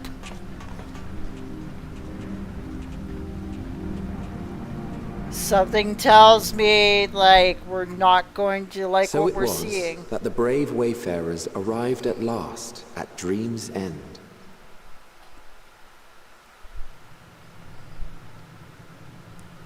In Whoa. following their path walked and history written, I am made keenly aware of one truth. Though the curtains may fall again and again, so long as others take the stage, ever shall there be more tales to tell. So, let them bring it to a close, I say. Let the curtains fall upon this. Whoa. The final chapter in the tale of the star. Ultima Thule, everybody.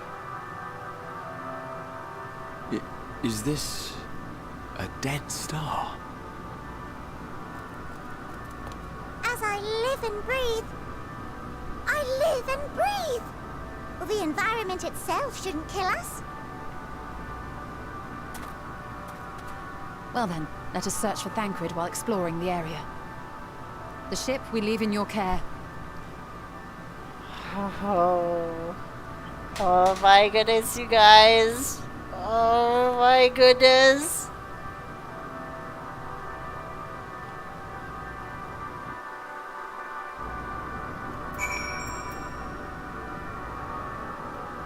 Oh, I'm gonna take a look around this place. Look at that.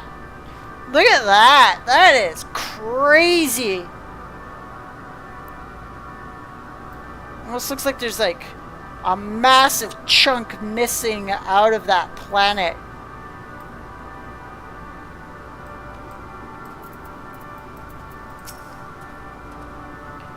It is as Living Waste said, I can breathe well enough, but something about this place feels wrong.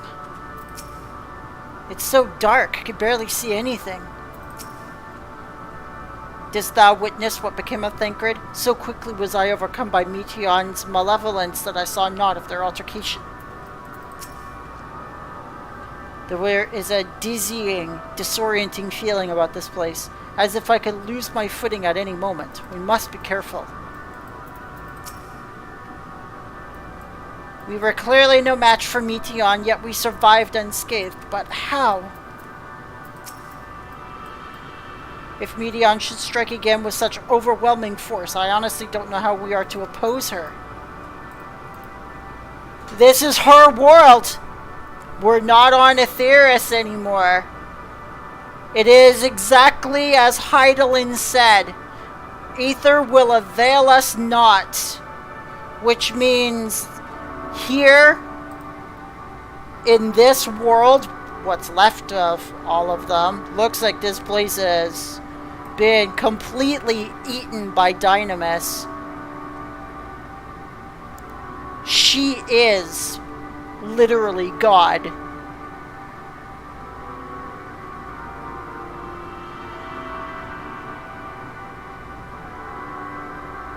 Wow. I can't guarantee it will be of help in these strange surrounds, but I've readied a provisions node in case of emergency. Of course, if you encounter any real danger here, I expect you to return to the Ragnarok at once.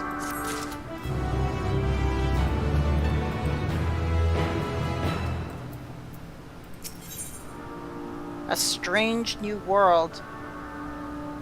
Why is the title written like that? Try as he might, Alphino could find no sign of Thancred. We're fortunate this place can support life, albeit barely. I suspect, given the torpid, stale quality of the air. But never mind that. We must find Thancred. Let's begin our search from the prow of the ship. It seems as good as a direction as any. Try not to stray too far, lest we lose sight of one another.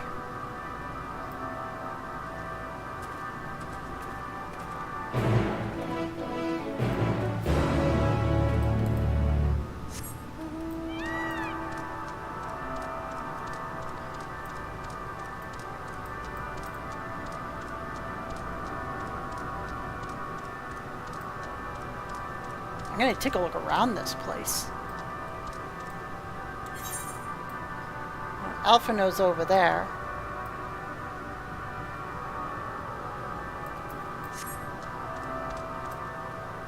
Level 89 monster over there. Lesser stellar dragon. Oh, these like pus of dynamis just... Whoa!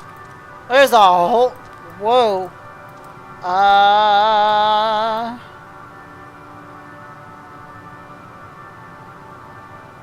Well, let's not go that way.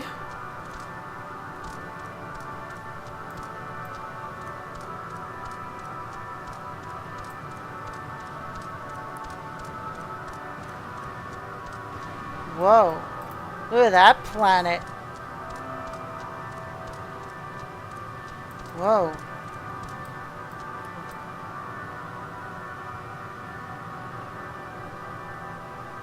This dragon is like completely turned to ash, much like how we turn to ash when we transform and are like destroyed. It just seems like these things are just, instead of bursting into nothingness, it seems like it just leaves an open shell of what they were. That is freaky.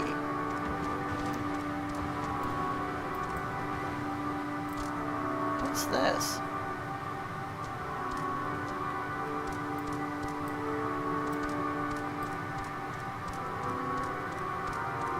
I want to take a look at, like,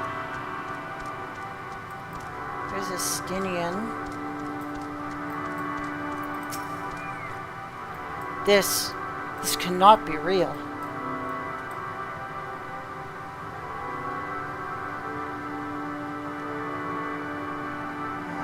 Looks beyond apocalyptic. This battle is over for this planet.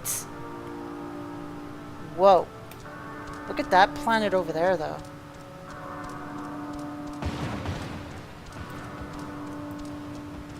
Look at that.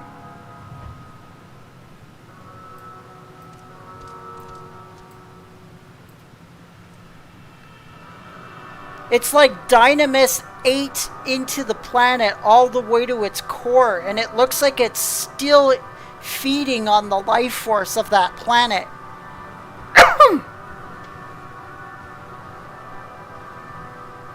You can see, like, its central core still there, but it looks as though, like, Dynamis is just continuing to eat it.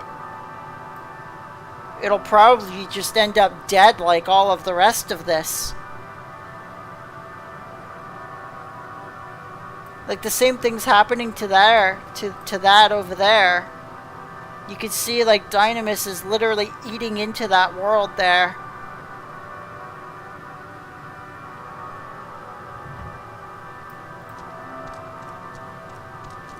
So that's, like, probably what would have happened to Aetheris. Essentially, like, Dynamis attacks the surface, kills everything on the surface, and then it starts eating inwards into the planet, or star as they call it.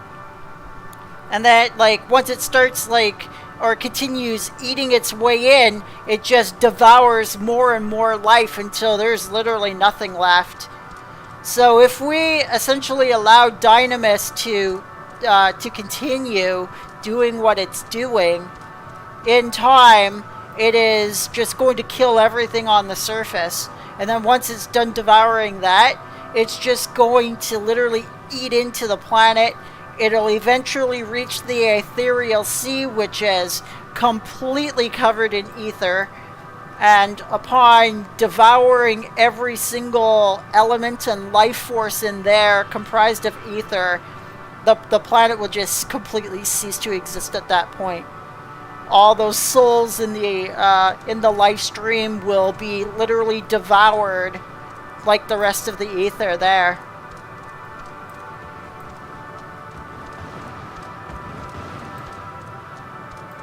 Is he in? Oh yeah, there he is.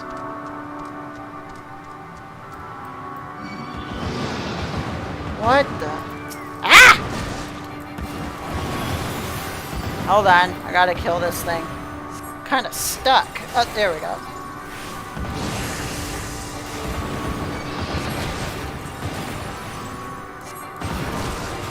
Sorry, buddy, but unfortunately, I can't let you kill me.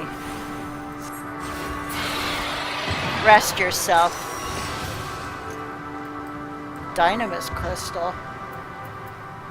A golden crystal rich in dynamis. These remains have long since turned to ash, and yet they retain their form. Yeah, it is exactly as I thought it was. What I explained it over there with that one. They have, like, they retain their outer shell, but they are like the same ash that we turn into.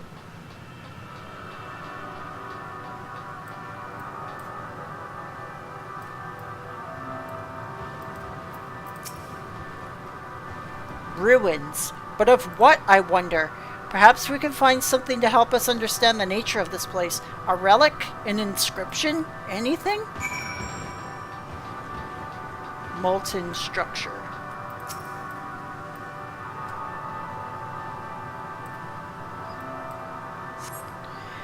The metallic pillar has been partially melted, likely sometime in the distant past. The damage does not appear to have been inflicted deliberately, rather it calls to mind the indiscriminate destruction often wrought in the heat of battle.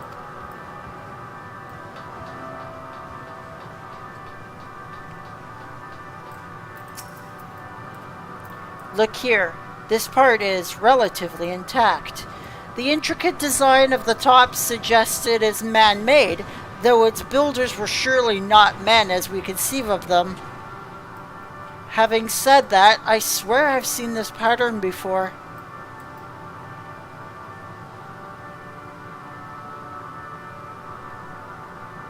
Huh.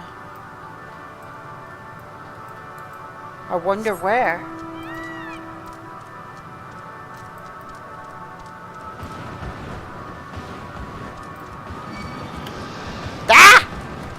Darn it, dragons, I'm busy searching stuff. Get out of here.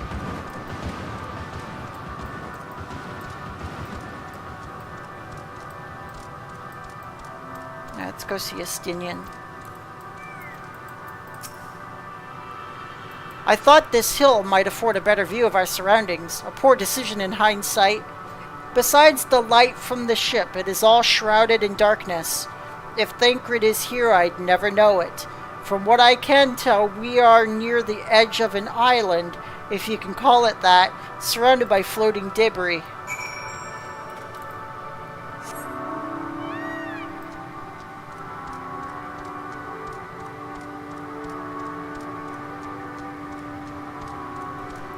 Just wow.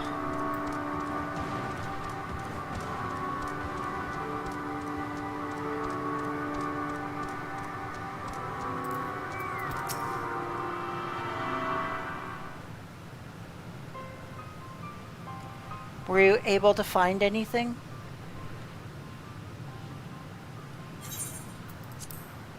As I feared, and still no trace of Thancred.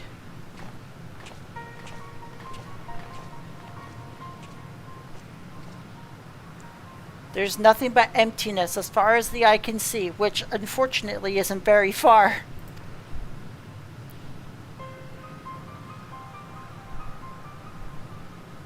Though I can't help but suspect that someone or something is here.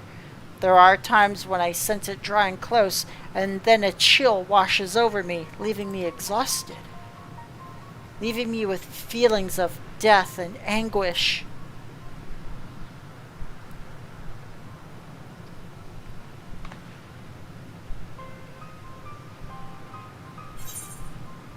I think I see something over there. I felt it too when I was near that thing.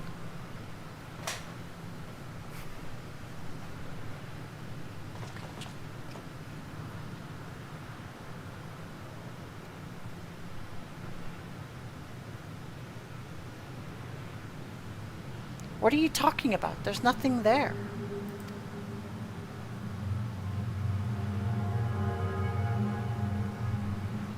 They can't see it. Before we jump to any conclusions, perhaps we should search elsewhere. Agreed. We've only found more questions when we are in desperate need of answers. There is a fair stretch of terrain from the ship's port side we've yet to explore.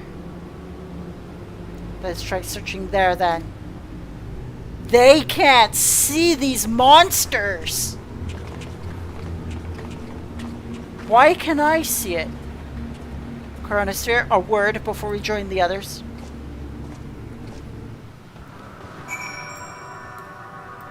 They can't see these dragons. So these dragons must be completely dead. Maybe those are like souls?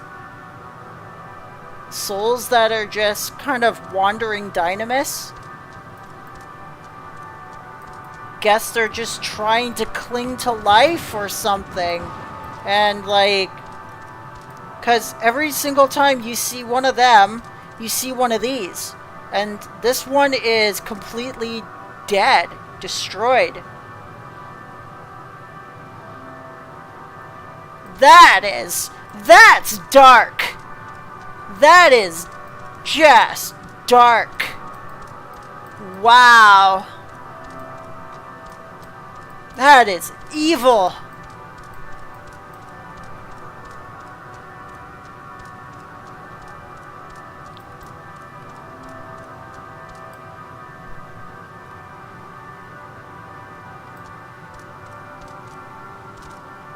I really don't want to get involved with these things too much if I don't have to. Whoa.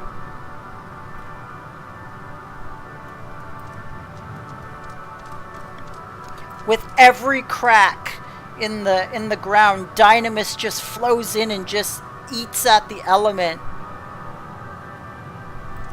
Jeez.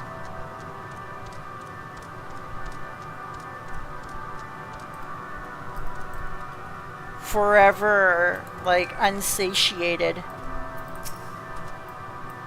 You see them too, don't you? The dragons? As I thought, their presence is tenuous at best, but there's no mistaking it. No doubt your bond with Midgard Sormer and mine with Nidhogg is what allows us to perceive them. Could these apparitions be related to the dragons that now live on Aetheris? Bah, better to leave such conjecture to the others. In any case, we must be careful. They may soon find dragons can see us as well. Death and anguish. What happened to them, I wonder?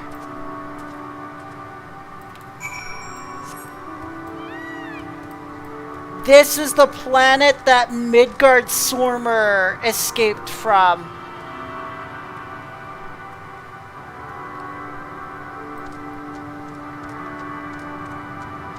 There's nothing left here.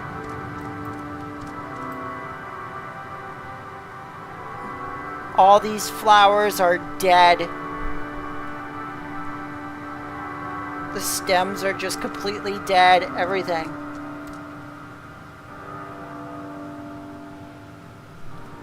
All the plant life is dead. Just like ashy remains of what they used to be. That is hopelessness right there, everybody.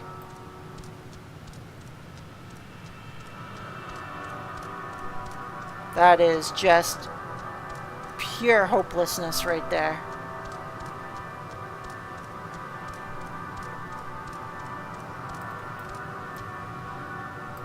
Whoa.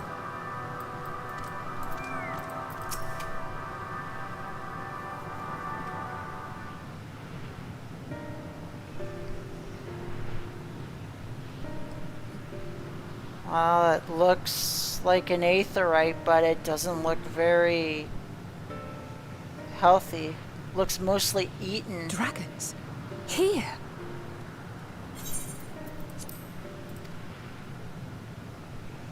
Yeah. This is what you see is a memory of a world that once was. Oh, hi, Meteion. A world suffering a slow death, whose denizens cried out for the release of oblivion. Oh boy. What? Their world is dead? It is. Not a single life remains upon that husk floating in the vast emptiness. These creatures are shadow and shade, perpetuated only to suffuse dynamis with their unending lamentations. Jeez. Our friend Thancred. Where is he? A strange question. He is at your side, is he not? Oh dear. Yes. He is here and there, and everywhere within this space. He would tell you himself if he had form to form words. She killed him. She killed him! Huh. Such loathing and uncertainty. You don't know why you still exist. Jeez. In like manner to the oblivion I send. I tried to drown out your ether with dynamis.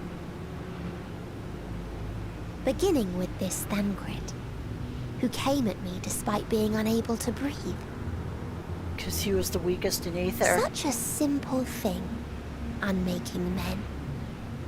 In the blinking of an eye, he was gone. Didn't even have the chance to be transformed.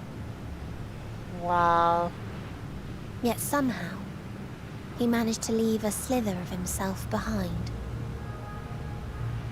What you call the heart? Or perhaps the soul. In his final moment, he cried out from it. A single word. Survive. That wish proved stronger than the despair that ruled here. It overpowered it, causing this space to be remade. Into a place you can perceive, and where life can endure.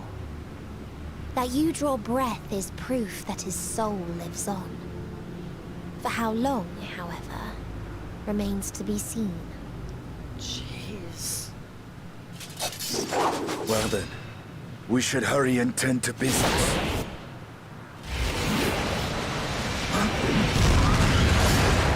Whoa! She's completely disappeared. It's futile. You will never reach the true me. I told you, emotions dictate reality in this space. Such changes as you might work will not alter its nature. Jeez. You may see, but you cannot touch. Walk, but not advance.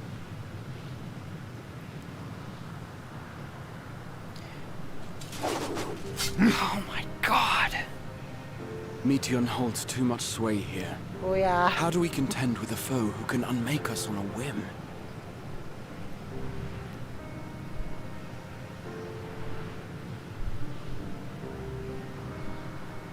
I do not know. But Thancred gave his life that we might come this far. We must press on. Jeez. Agreed. We cannot turn tail here. Not without something to show for our comrade's sacrifice.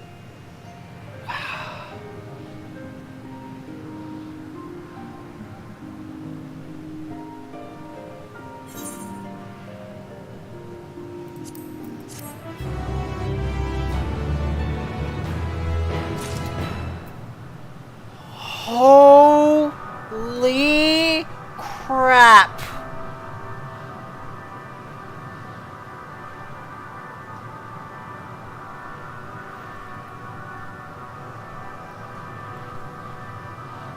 Even on that aether-filled ship, she just boarded it, materialized, and killed him. Without even blinking an eyelid. She just completely unmade him. In such an amount of time, he can't even transform like they do on Aetheris. He was just gone. Whoa. My aim was true. I had her. How are we to defeat an enemy we can't attack? He can't really be gone, can he?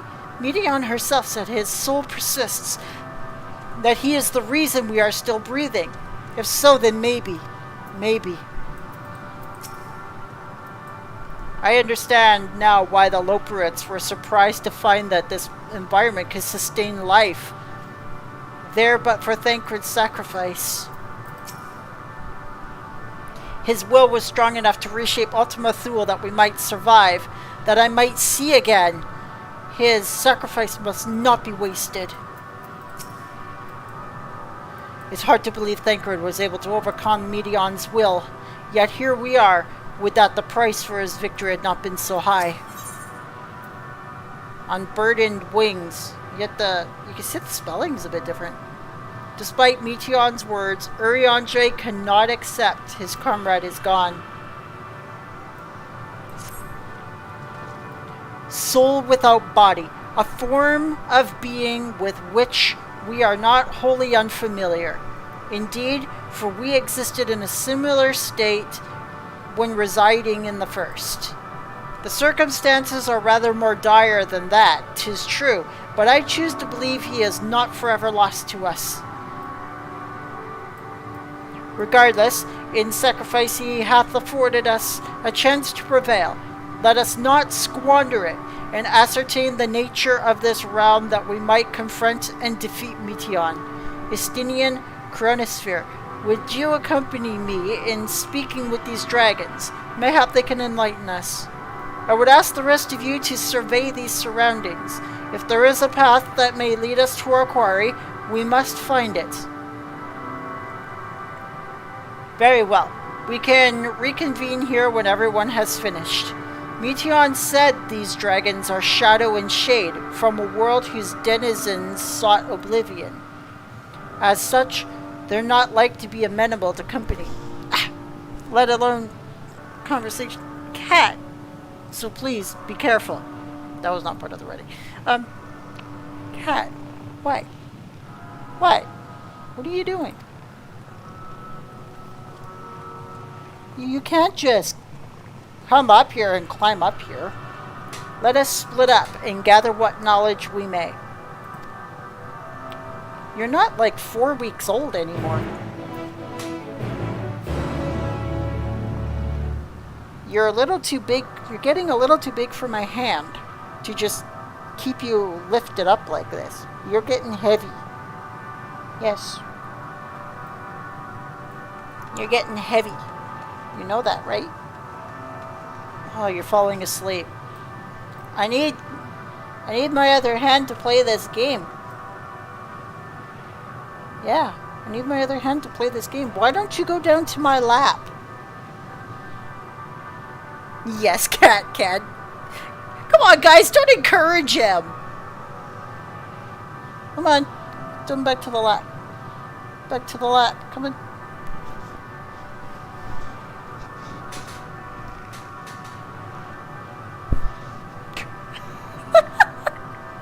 Okay.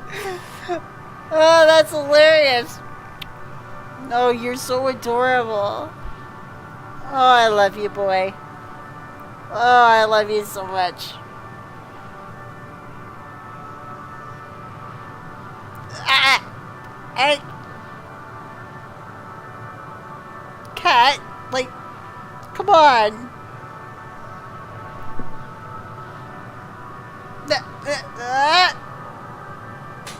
What are you doing?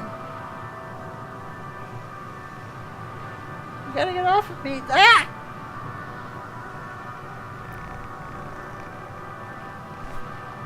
He's like, nope, you are no longer live streaming. You are mine now, he says, but I got it. Why don't you fall asleep on my lap? You don't need to be up on my neck. Come on. Go down to my...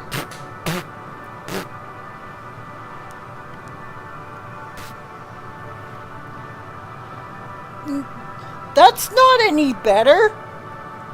How are you even sleeping like that? Like... Sorry, everybody. He's like not letting me move my hand at all. It's like... Ugh! Ah! He's trying to shove the headset and the microphone off of me.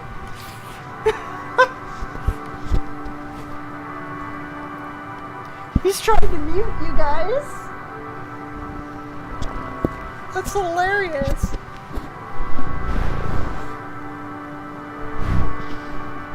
What are you doing? Oh, God, give you kisses too. But...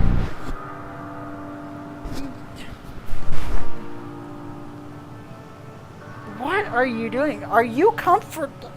Are you comfortable getting your cat fur all over my lips? What are you doing? Are you seriously comfortable laying across my collarbone like this? These cats streamed. Are you just live with it? Boy, seriously. He's taking the headset off.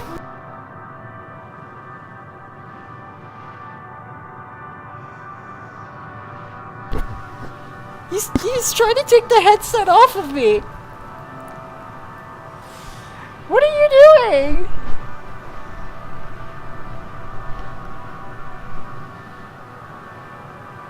What are you doing? Well, I love you too, but...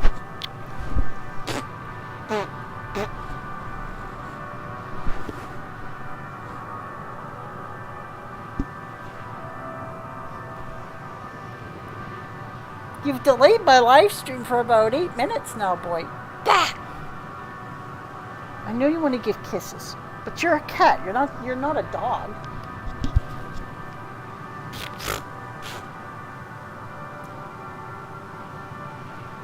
This hurts my neck, you know. Ah! Ah! Boy.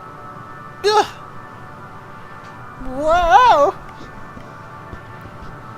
My chair is about to fall backwards. What are you doing? You can't fall asleep like that.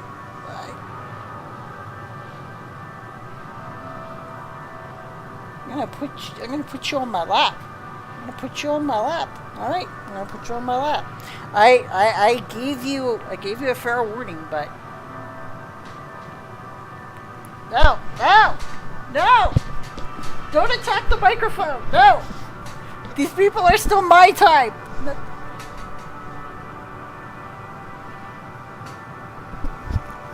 Where are you? There you are. No, come on down. No. What are you doing? Come on. Come on, down on my lap. You want to sleep? You can sleep. Just don't let... No, no, no. Oof.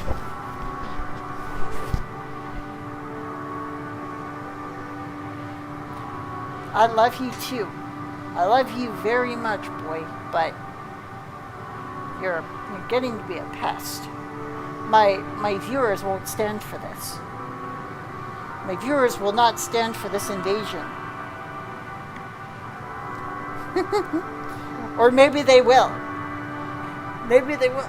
Alright, come on. You gotta get down now. Come on. No. No. No. Come on. There we go. No.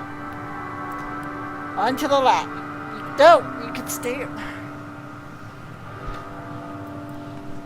Well, at least I have my left hand free. So, like, I can play the game now. What are you doing? You do not like me talking on my microphone, do you?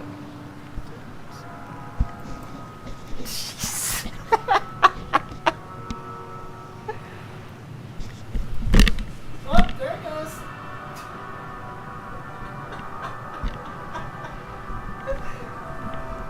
I can't reach it. There it is.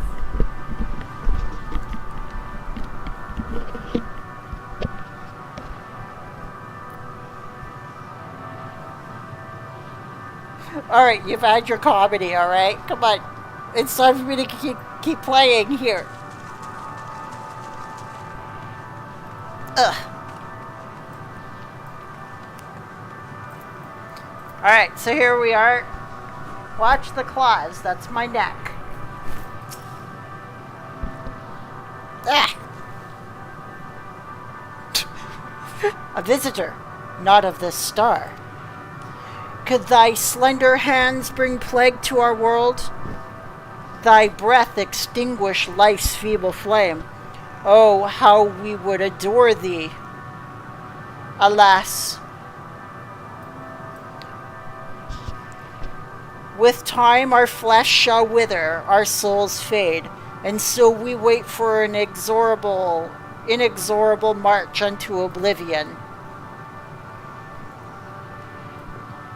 If thou art not come to hasten our demise, I bid thee leave us. We crave not companionship, only silence. Oh, that's true despair right there, you guys.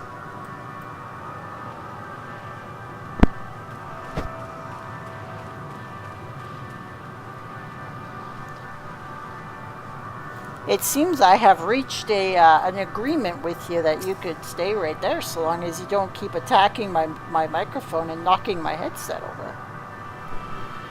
Beyond that distant veil, paradise lost. So glorious, so beautiful. We were a proud and noble race, strength embodied. We knew only love before they came. Metal monstrosities of black and silver. No bonds of blood did they share, nor conviction did they have to guide them. A crushing defeat. Never had we known such shame. Stilled now are the winds, though none could fill these wings burdened by ignominy. We fly no more, only sink into oblivion. So he's looking at that world right there. The planet where, like, Dynamis is still eating at it, even though it has so little left. You can see the Aether is just barely still there, and Dynamis is just eating and eating and eating it. It's just...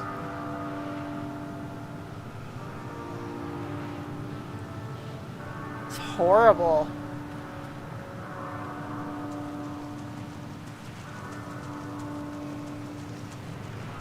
Do I have to talk to that one up there on the plateau? Yes, I do. How could you be comfortable like this? You're like not even hanging on to anything.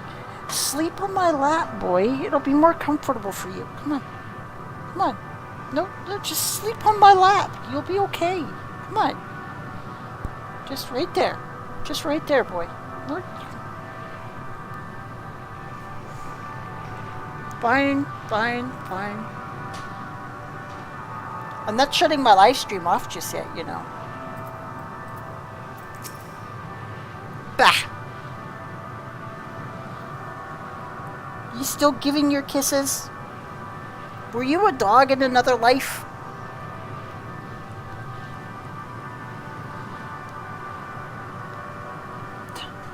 I have never ever seen an animal other than a dog do something like this.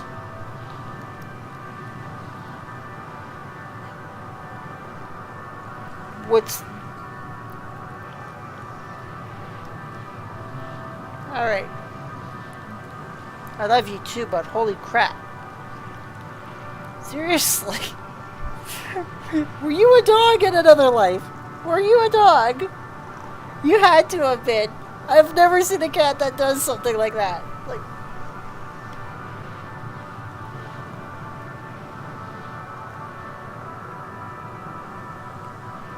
Sorry guys, thou wouldst bid me speak? Folly. I observed the lesson of stone. I shall not fly nor speak nor roar, only watch and wait and end. But one sight yet stirreth in my blood, tempteth me to raise my voice in lamentation. Am Null, the cradle of unsung dragons. No words, no songs are possessed of the weight to describe such tragedy. Go, if that be thy will, I shall remain.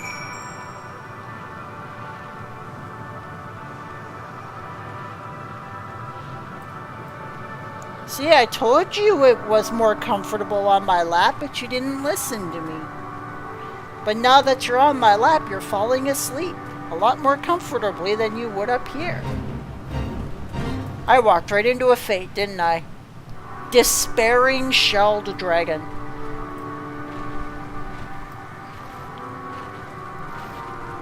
Even if I were to activate that fate, it's only got 2 minutes left. There's no way I'd be able to complete it. Where is everything? Alright. So we gotta go over here. Sad dragons. Yep, absolutely. Very sad dragons. This place is depressing. Like,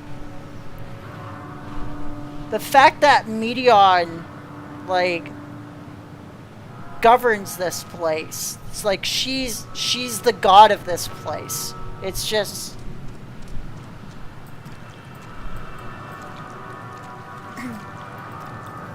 The cat tried to, like, literally tell you guys, no, you are not allowed to spend any more time with your viewers. And my cat literally took my headset off of my head and threw it behind my head. Yes, you did that. Yes, you did that. Yeah, he's comfortable now. He's sleeping on my lap. They let you here as well, did they? It was described to me as the source of their woes and proof of their end. I think I'm beginning to see why. It's a hatching ground, or was. I've seen similar on Etheris. Midgard Sormer's kind must have once lived and thrived in a place such as this. Vritra said his father was driven from their ancestral home by war and strife. This, then, is the fate of those who remained. Let's have a look around. Maybe these eggs have more to tell than what happened here. Shattered dragon egg. Gingerly lifting a large egg from the viscous mire, you peer inside and see a formless mass soaking in a pool of embryonic fluid. Your stomach turns as you return the egg to its resting place. They're just dead. And like the rotting yolk is literally squelching on my boots.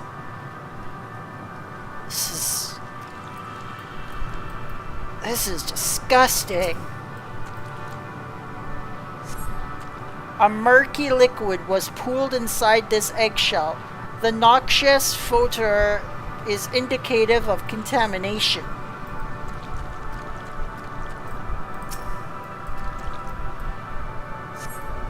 Inside the shattered egg, you find the remains of an unborn dragon. The body has already begun to decompose. The gelatinous, half-dried membrane covering the corpse suggests it failed to emerge.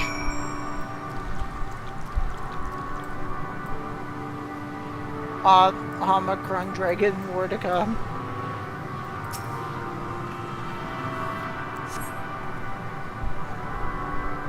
This egg appears to have been broken from the inside out. Perhaps the dragonet within succeeded in hatching. What's this? I thought all the eggs have been ruined. If the dragonet was indeed hatched, there is no sign of it here, or its sire for that matter. We should look for them. You start with the cliff tops and I'll search the plains.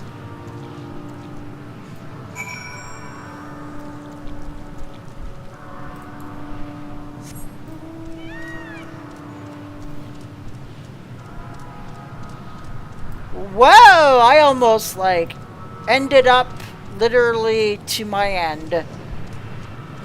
If I drop down there that's it. It's over. I'd be clicking that button pretty quick and hoping that it works down there.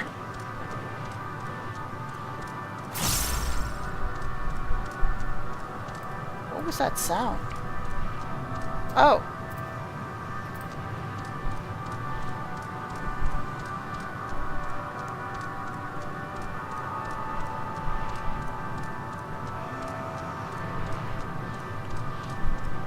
Bereaved dragon. You're under attack. What? Malformed dragonet. Aww. I have to kill this dragon baby. Why?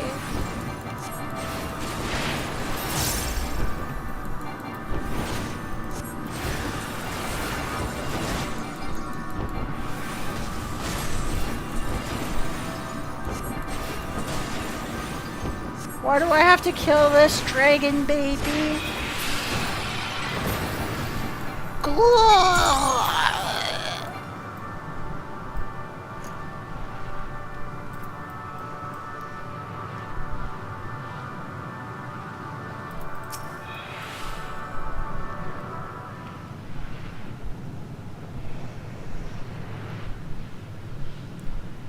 The boisterous howling hath been quieted by thy hand, I presume. Everything all right? I thought I heard a dragon or something resembling one.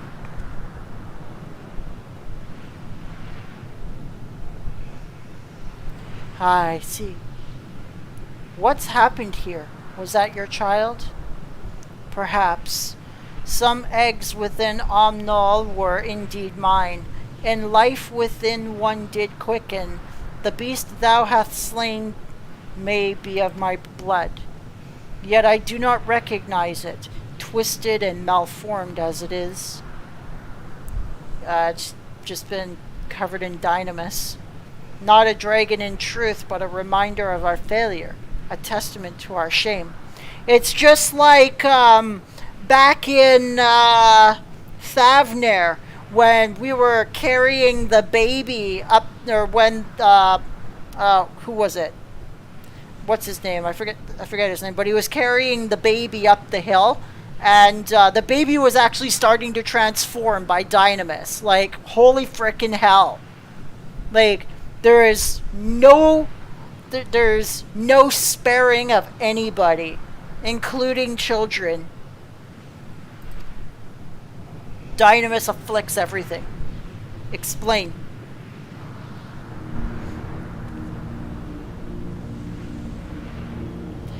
They descended from the heavens, cold, heartless machines, and with them rode war and death.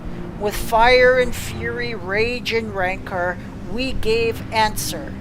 'Twas a long and bloody battle, but only the beginning. Untold chaos and destruction swept over the star.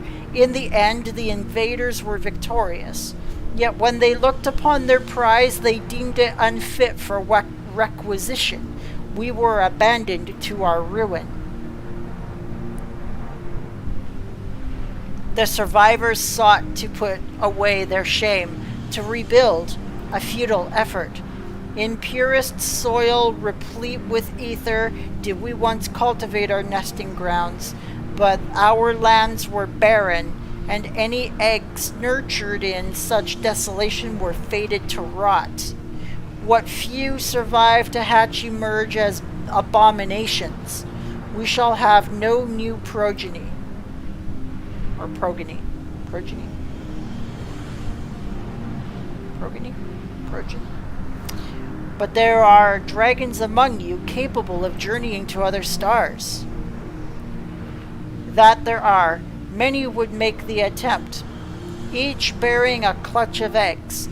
The richest stars were home to the harshest rulers, and the arrival of dragons incited contests of supremacy.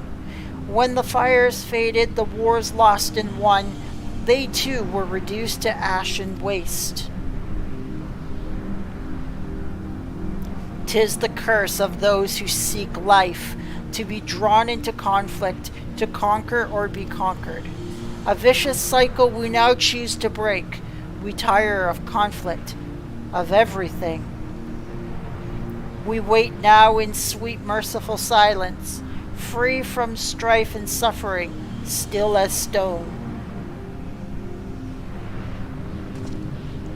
Wait, you claim your kite is doomed, but there is another star.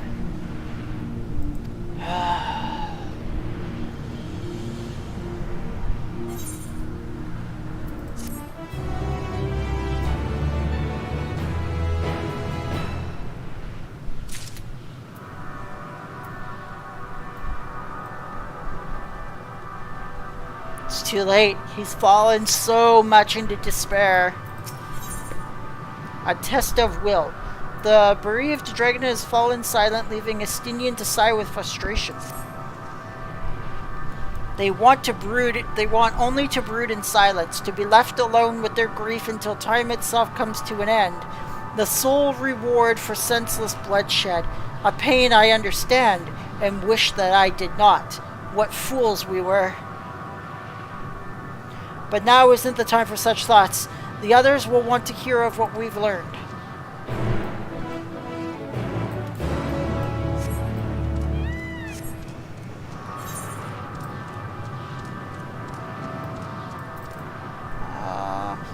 Damn it! I forgot to attune! That was an aetheryte! I forgot to attune to it. Derp! I always forget to do that stuff. Now I gotta walk all the way over there.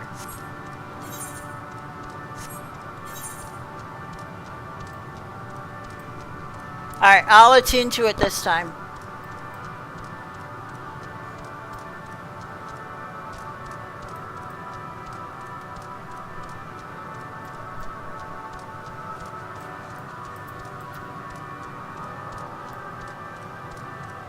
What's left of this aetheryte, like, Dynamis is just devouring this thing. I'm amazed that it even still works.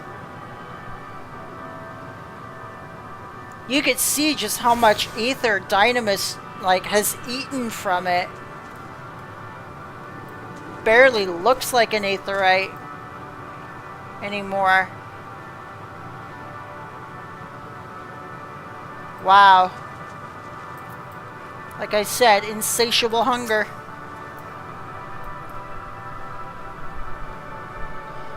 Were you able to establish any meaningful contact with the dragons?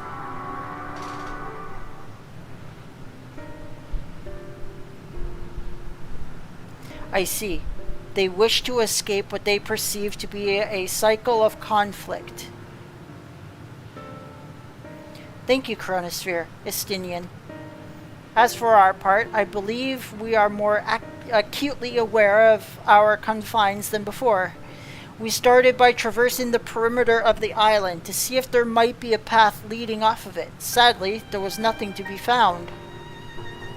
There's no small amount of debris floating around. Could there be enough to serve as a bridge to lead us elsewhere?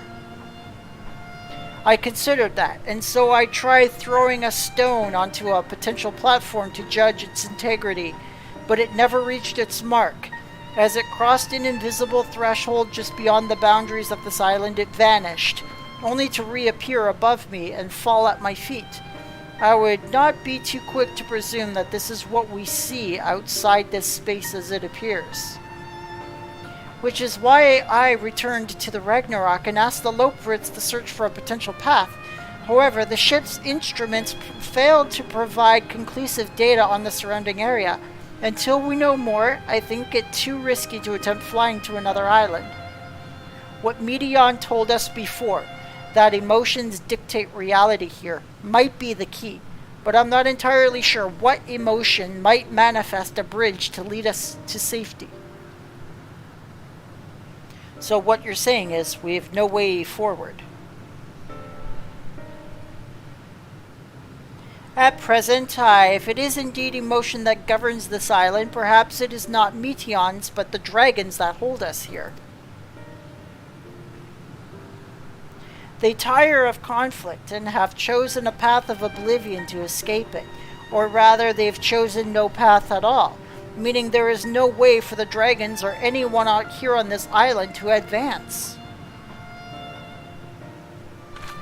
A sound theory, disheartening though it may be. If that is the case, what recourse do we have? They are not like to be persuaded to help us. Their reasoning is built on a history of turmoil and strife. Without irrefutable proof, the future is not as bleak as they believe it to be. Mayhap persuasion's not the answer.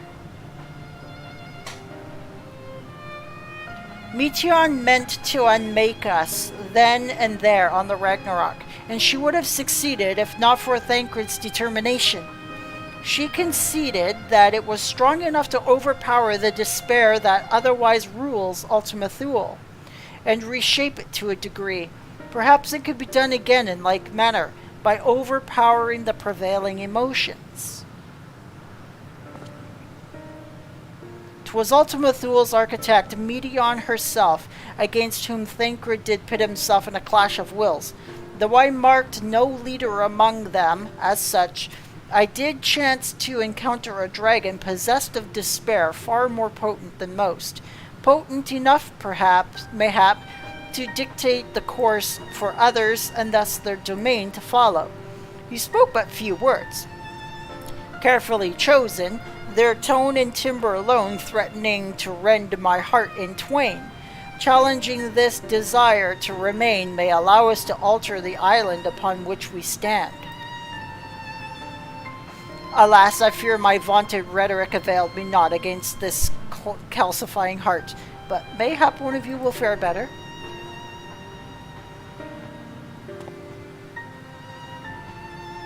Then I shall guide thee. I'll end, they call him, in the dragon tongue. Thou wilt find him nearby, eyes fixed upon the water. Well, what do we have to lose? Let's get going. This place is just... Alright, baby. Time for you to get down. Yeah. No, not for you to get it back on my shoulder. It's time for you to get down.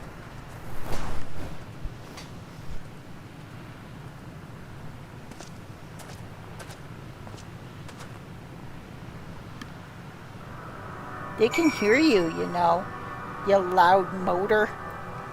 Got a loud motor.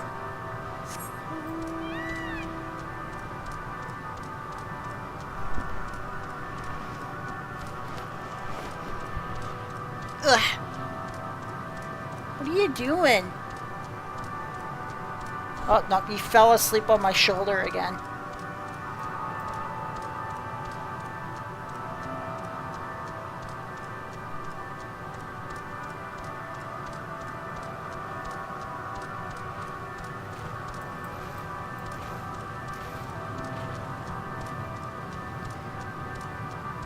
You call that water?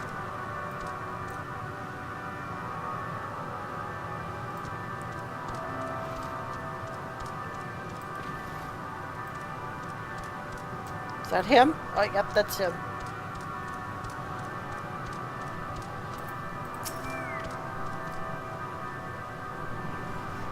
Alright, come on. Alright, come on. Down you go now. Down you go now, boy. There you go. There you go, baby. He remaineth as he was when I first approached, entombed in melancholy. Hole in the cat just makes me feel sweaty. Perhaps I could... I'll handle this. That's a lot of fur. Oh, here we go. Go ahead, Estinian, you can do it.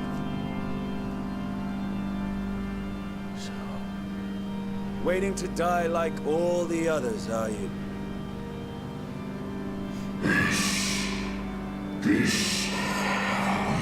Aye, our pride is crushed and our souls corrupted. The winds are stilled and the heavens offer no comfort.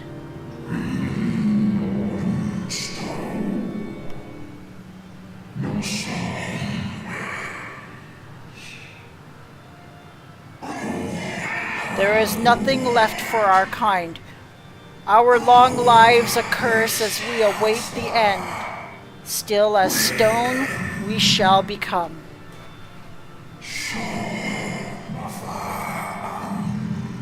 They have just given up completely to death. Yet your kind has found a new beginning on our star. One of you braved the expanse, bearing with him a clutch of eggs. They and their children now rule our skies, their song heard by all.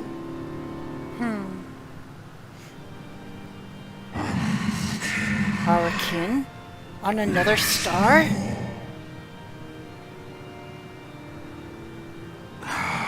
And yet, upon thee do I smell the blood of my brethren.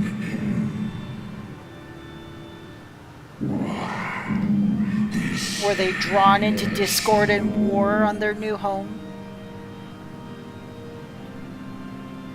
They were. They suffered much, and repaid their suffering in kind.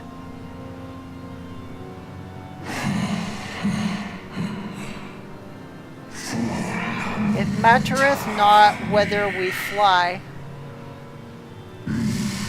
Ever will a sanguine ocean await us. Ever will retribution's wheel turn.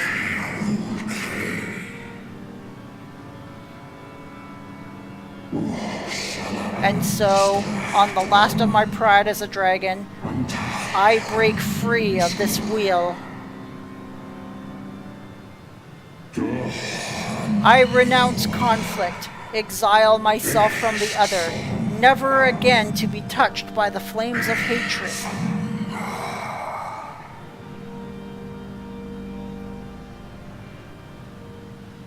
Had your brethren made the selfsame choice, my family might still be alive.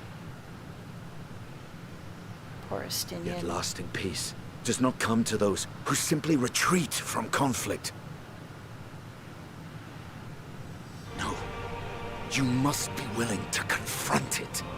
To stare into the face of your foe and see yourself in him. Go for it, Estinian! Only then can you break the cycle of torment and tragedy. This lesson, a dear friend taught me at the risk of his life. There is no nobility in your penance. You wallow in self-pity. And after everything we've endured, we will not let you stop us.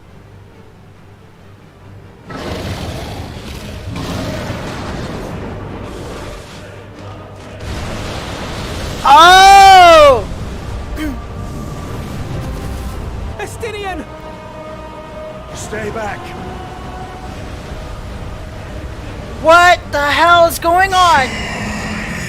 We tire of war. We tire of turmoil. dignity tarnished, crimson stained.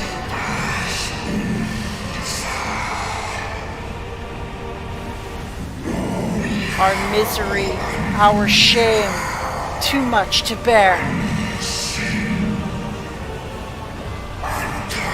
Release us from war, from life.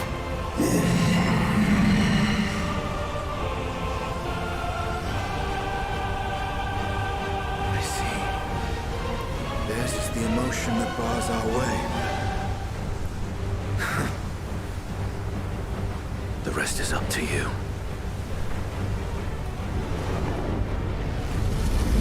Aw, Dynamis is about to kill him! Oh no! No! Not Estinian too! Damn it!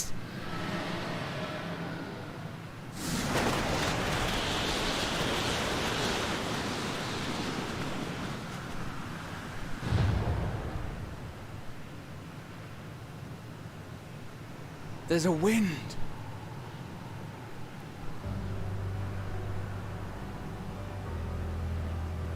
He's opened the way for us.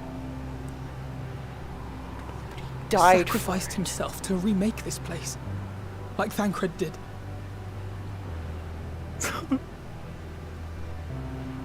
Oh, Alphino.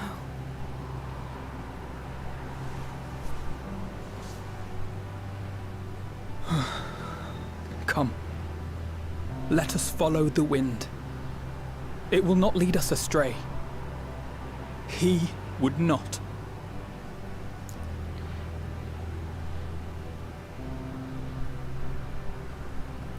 That they have to die to push back Dynamis, to push us forward towards Meteion. But is there going to be anyone left?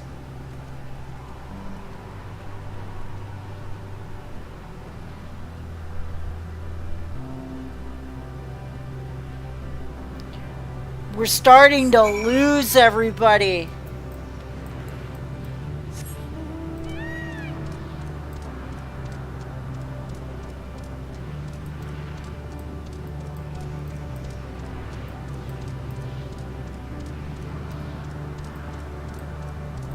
I knew it!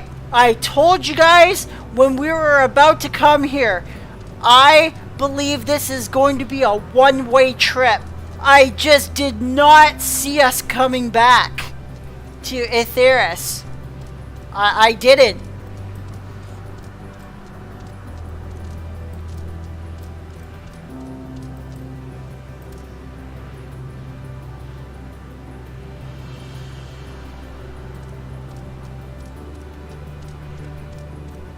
Yeah, I did not see us coming back to Aetheris. Meteion is so powerful here. If we were to trap Meteion on Aetheris, she wouldn't stand a chance against us. But because the tables are turned, we're not really standing a chance against her. She's just able to kill us.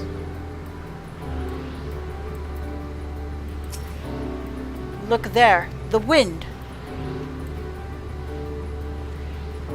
This is Estinian's doing, I'm sure of it.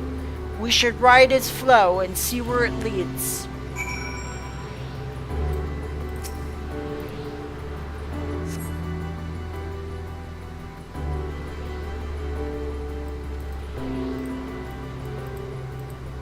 Whoa.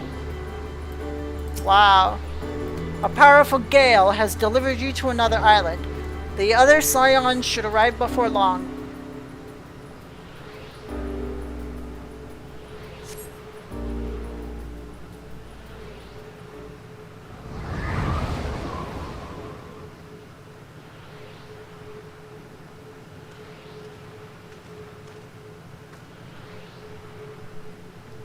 He did it.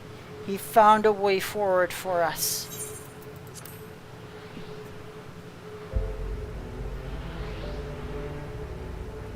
The dragons remain trapped within a prison of their own making, lamenting the horrors of war, yet Estinian knew them better than most. He was a man of honor and a dear friend, willing to fight to the very end for what he believed was right. And he's still fighting, Alphino, just like Thancred. Their sacrifices are why we can survive here, why we still have a chance to stop her. Even in spirit, they're unwilling to give in to despair. We mustn't either. Alize is right. We must press on for their sake.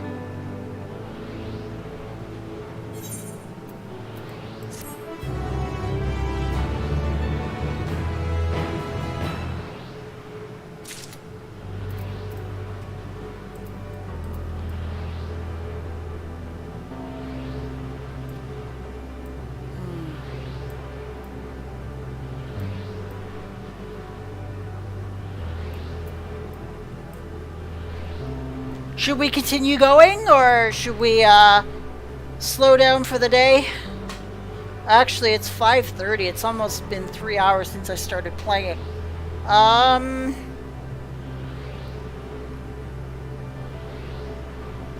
just one more quest. I can do one more quest. Rosed, paved, looks like sacrifice. All the words are getting all jumbled up, messed up. As Ishtola and Alize said, we must continue. Hi VTB! It's good to see you. Thank you for joining my stream today. Really appreciate it. Notice the change in our surroundings? Perhaps this is the memory of an altogether different world. It would be prudent to learn more of it then. Tread carefully, lest we lose our footing in the sand.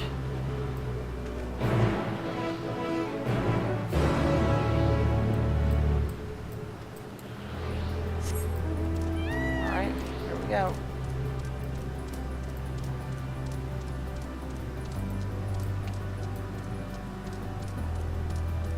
Like you could breathe in the dynamis now from this height.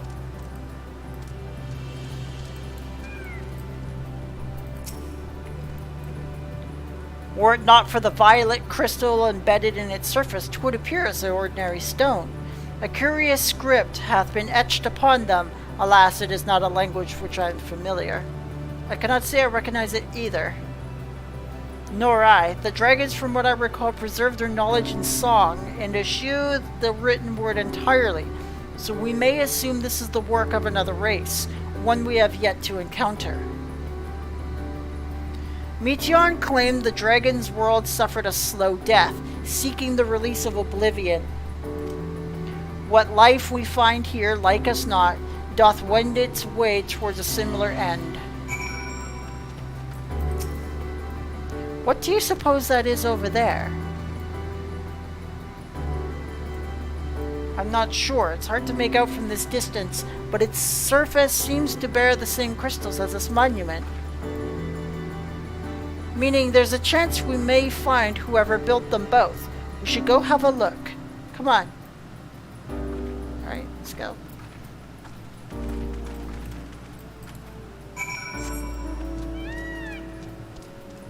Wow! We got that big giant floating tentacled eyeball over there! Other one. Damn. Yep, that's definitely a giant tentacled eyeball. What the hell? Drifting Aya. Whoa.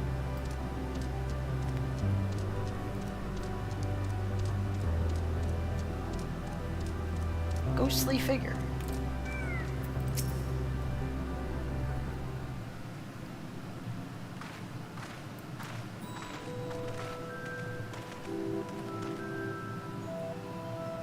Hail, travelers. This is a most unexpected occurrence. Hello there. Is this your home? Indeed it is. Ah, forgive me, I had forgotten. An exchange of introductions is expected when first greeting those as whom one is unacquainted.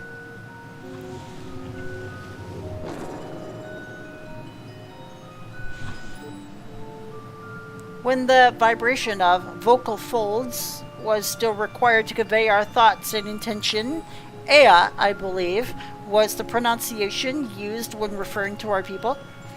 Though it is not entirely applicable given our current state, you are welcome to use this appellation. As for nomenclature to address my individual person, I believe I would be pronounced Kofkud. Kofkuj. Kofkuj. Kofkuj. Of the Ea. We've encountered beings that communicate intermittently through thought, but never one that is wholly without voice.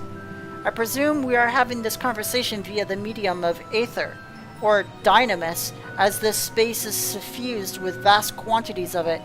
Fascinating in either case. I gather your response of my presence is positive then. That is well, for there is something I wish to ask of you. Like yourselves, we Ea are aether-formed or aether-based life forms. Therefore, it may be surmised that your bodies are of comparable biological composition to those we once possessed. We have a number of queries regarding your subjective perception of the five senses: sight, sound, taste, touch, and smell. In total, I have prepared 198,712,180,877. It's rather a lot, isn't it? My apologies. I have omitted a great many details necessary to understand the nature of my request. Though we dispensed with our corporal vessels long ago, we have rediscovered the need for the flesh, and have endeavored to recreate our erstwhile forms. However, all pertinent records have been lost due to the passage of time. Take, for example, the nervous system. It is well within our power to recreate, but we have no frame of reference for sensations once experienced by our people, which may compromise our ability to interact with our physical environment. And the reason you need to regain corporeal forms? Why, to bring an end to our existence, of course. I knew it! They are corporeal bodies. They can just transform into those damn creatures and just die. Though need is perhaps too strong a word, it would be a simple matter to unmake ourselves through the use of etheric exsanguinators, but such a death seems inadequate. The traditionalists among us believe proper death requires an inescapable sense of impermanence in one's final moments, an experience found only with bodies of flesh.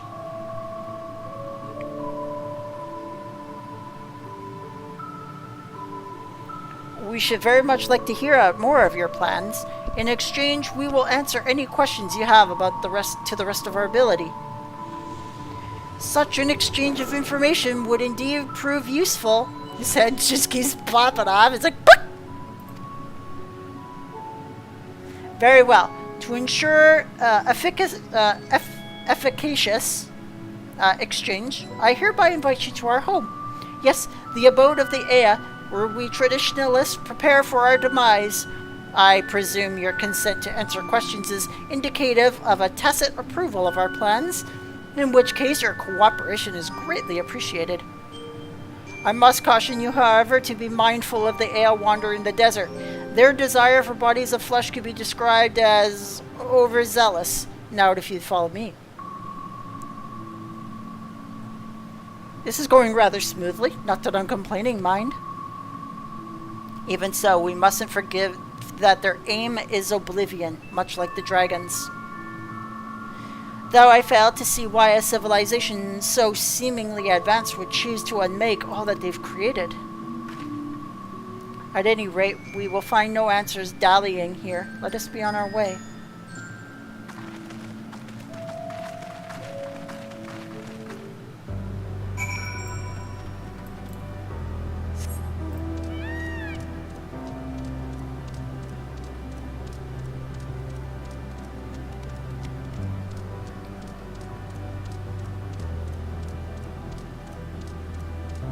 Jeez.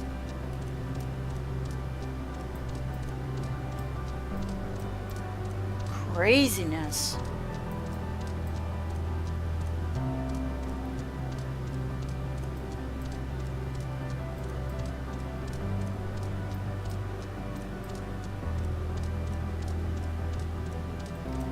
Kofkuj. Kofkuj.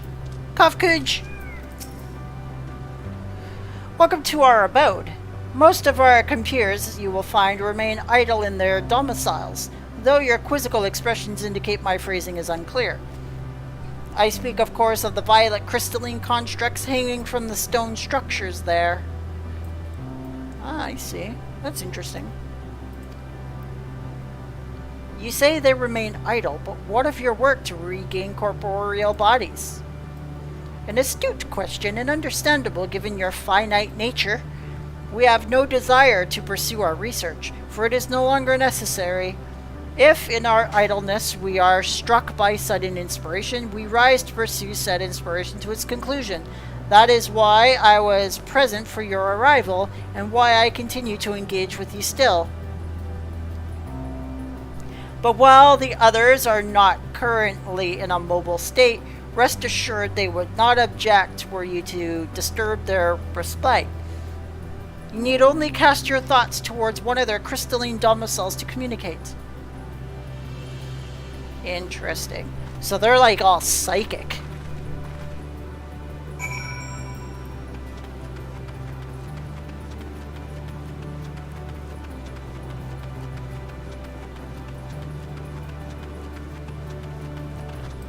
Alright, let's try this one. Alright, let's try this one. Come on. Here we go.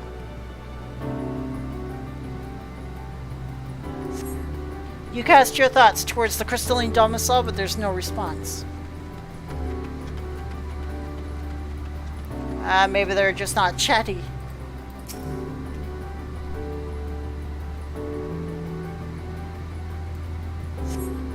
You wish to speak? Very well. Pray a moment, if you would.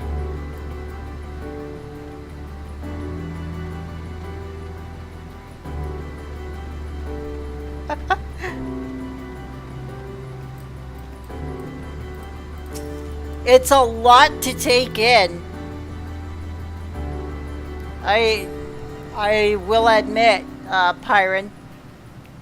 Why we seek our end, you ask? If you wish to know, I will tell you. Just a moment. I must remember. What form did I take when I last emerged?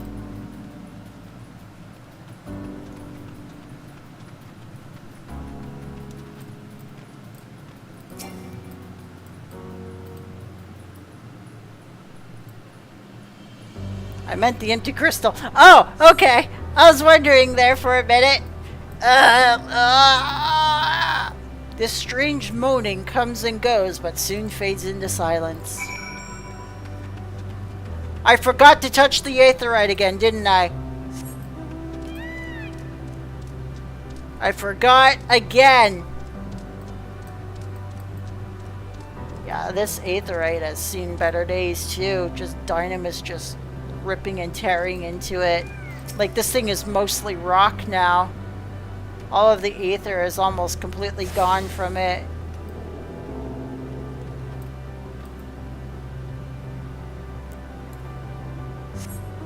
Craziness.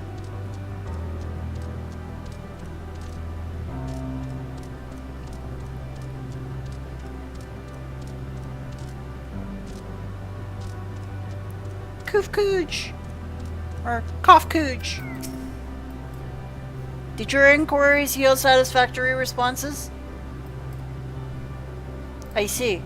If they fail to answer, then it is likely because their minds have unraveled due to the prolonged illness or idleness. They are not but concentrated aether now. Worry not. There are no others who have need of these lodgings, and they will not prove a hindrance to remain as they are. But more importantly, you have said some few did answer your request for an audience, yes? I imagine they'll be with us ere long.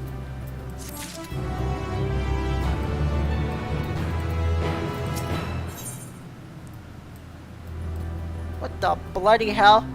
I can't even read that anymore.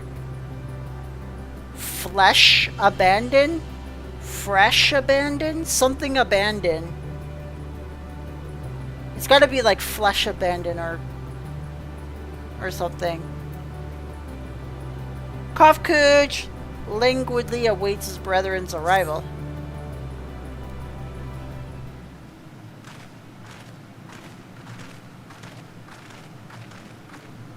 Yeah, it was just completely out of it.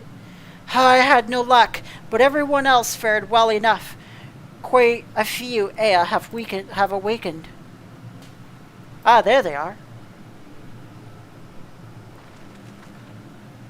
Oh, there's 4 of them now. May I introduce you, Lalak, Dudik, and Nedik. Or Ninij. It has been too long, Kofkuj. I dare say Satyr 4 has since completed an orbit. Indeed, until the travelers brought it to my attention, I hadn't noticed how unraveled some had become. Travelers? Of course, the ones who wish to know why we seek to regain corporeal forms. The truth of the matter is as plain as to see as the neighboring systems, but my single account would fail to satisfy the requirement for scientific objectivity. Thus I did bid them to awaken you. Am I the only one who struggles to tell who's speaking? Nay, you are not. In the absence of corporeal forms and the divergence they afford, mayhap such similarity in voice is unavoidable. By the way, Kofkuj, have you already observed the requisite custom for the travelers? That which one is expected to do when receiving guests, a matter of proper form. Ah, there goes his head! Ah, yes, so long has it been. It had completely escaped my mind, and still does. What was it again? Can't seem to remember. That's what happens when you lose your head so many damn times. I know, it happened to him too. He lost his head. Neither do I. Pity. I was hoping you would. Perhaps we can search the archives for the answer. Come now, Nednij. The archives have long been frozen, lest we subject ourselves to further, dollar. Surely you recall that much? Of course, food. The custom is to serve food. Beings of flesh such as they must regularly replenish their ether. By contributing to their replenishment, we communicate our friendly intention. That's right. We duly invite you to join us in communal repast, after which we may engage in leisurely conversation. If we have a chance to learn something, then I see no reason to decline. Excellent. If you would care to follow, we shall feast you on the purest aether. Well, if it is the purest aether, I'm pretty sure our bodies will definitely accept such a transfer. I bet you it's not like food like we have on this star or anything like on our star or whatever. This facility is where we replenish our aether. There is no particular name for it, but we traditionalists sometimes use the word restaurant. Now then, if you would take your place with your comrades, the space will soon be awash with purest aether. Please absorb as much as you like. It might be interesting. Alright. Oh, this is cool. This is cool. Let's hope we don't turn into one of those damn things, though. You brace yourself for a rush of sweet, sweet ether, but nothing seems to happen. Perhaps you need to wait a little longer.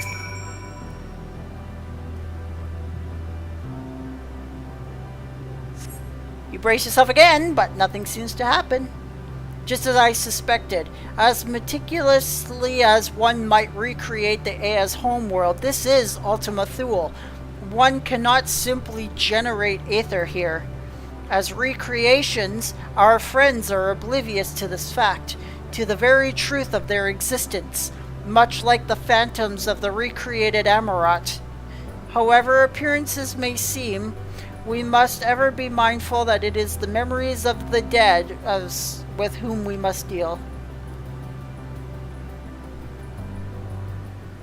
Yeah, like, the dynamis is so strong here. So did you have your fill of aether? Alas, we couldn't absorb it. A deficiency in our forms, it would seem. Oh, how very unfortunate. Might I ask how you normally replenish your aether? Ha!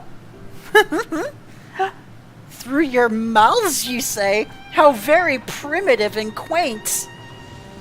To think that their mouths serve not only to expel sound, but draw in sustenance besides. Such life forms have long since vanished from our systems.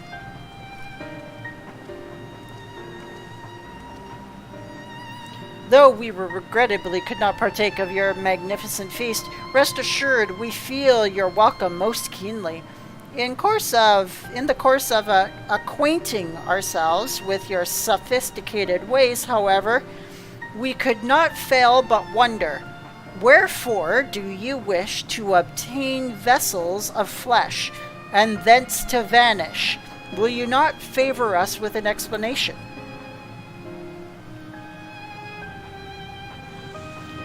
You flesh and blood beings are always so hasty. It does have its charm, however. Very well, we shall indulge you. In the beginning, when the Ea yet possessed corporeal bodies, our ancestors dedicated themselves to the pursuit of knowledge and technological advancement. By transcending all limitations, we believed we could eliminate sorrow and bide in true happiness.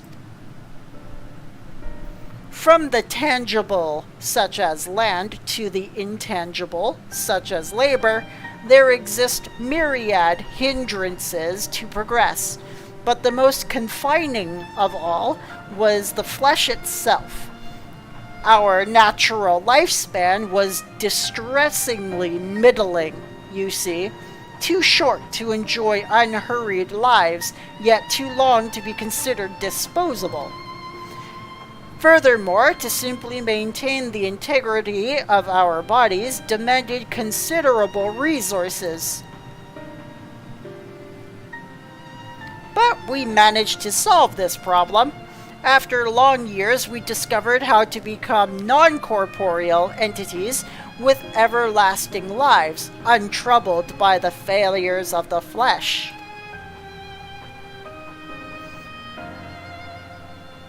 In short, they became their beings just so, like, they could fix not dying, yet even though they want to die, and I'm not 100% following this, unfortunately. Thus changed, we had more time and freedom to continue our scientific pursuits. Yeah, I guess that's what it was. At the time, they just didn't want to die, so they became these beings. They essentially granted themselves a form of immortality, and but on the other side of the equal sign, they couldn't die, and now they want to die, and they're like, but we're in these types of bodies now, we can't die, so we have to revert back. But it's been so long that they don't have any records to revert back to. I guess that's pretty much it. We went on to make ever greater strides in our quest to transcend all limitations until we finally decided to challenge the last of them all, the limit of knowledge. That is to say, deciphering the laws of creation. We sought to discover how the universe came into being and explain all extant phenomena, and thence predict the future. If we could but achieve this, we believed that we would be free from uncertainty and anxiety. And did you find the answers you sought?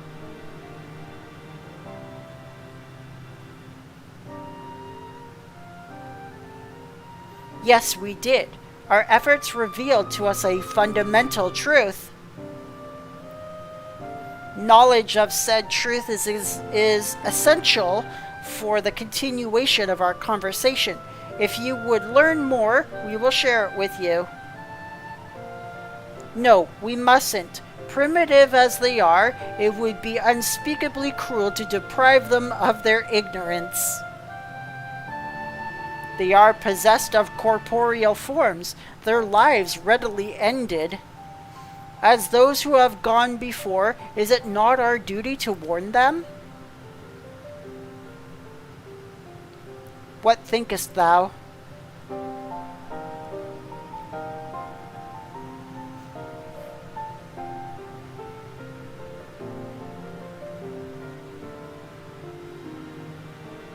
We have deliberated and come to a consensus. If you are resolved to know it, we will disclose to you the truth we discovered, the truth of the universe. Seek us at the stone pillars just outside the bounds of the abode, a place called Elegea.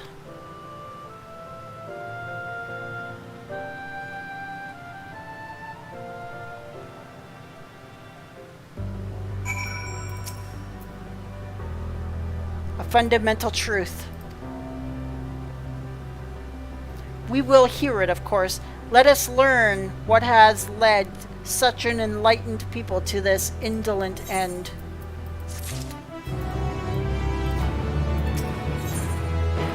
Where knowledge leads, something seems to be weighing on Urianger's mind.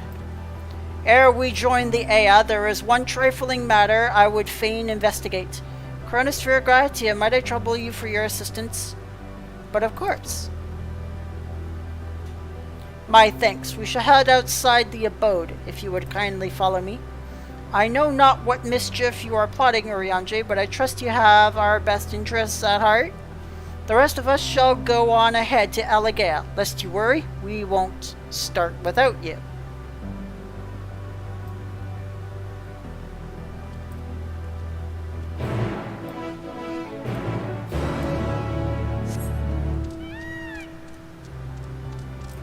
I got that aetheryte, right? Oh yeah, I did. Okay. I'm always like worried. It's like, did I get it? Did I get it? Did I get it? Okay, we'll do one more quest, because like we gotta get going soon here. I have to get ready for Dungeons and Dragons tonight. But I'm super happy to have been able to do this live stream with you all, you guys. This has been so freaking exciting. I bet you we will finish the game probably tomorrow. I'm probably going to start it early, and we are going to finish Endwalker tomorrow. Whoa, there's water here.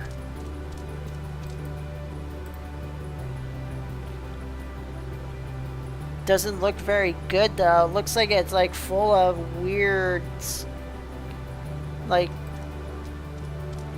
I don't know what that stuff is, but oh, they're on the other side of it.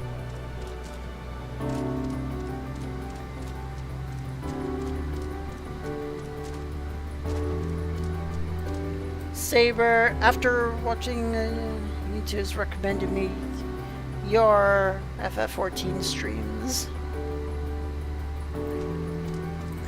Oh, hello, Saber.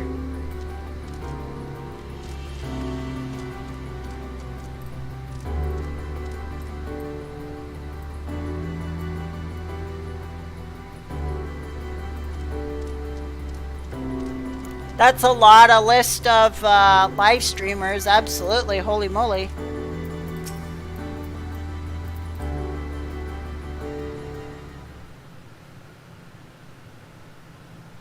Hi, this place shall serve. I wonder what we're going to see here. Is it the spring you wish to investigate?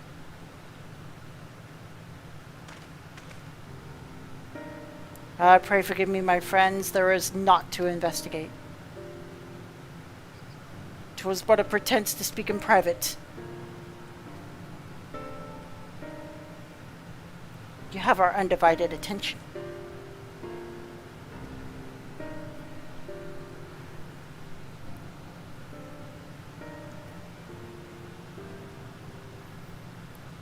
As we have established here in Ultima Thule, those denizens of ruined stars are recreated in their twilight days. Yet one question doth arise in my mind. So faithfully formed are the simulacra, they believe themselves yet amongst the living. How dost thou suppose this is possible? That's a good question. Meteion has taken their hearts unto herself. Meteion has made contact with them while they still lived. Couldn't begin to guess.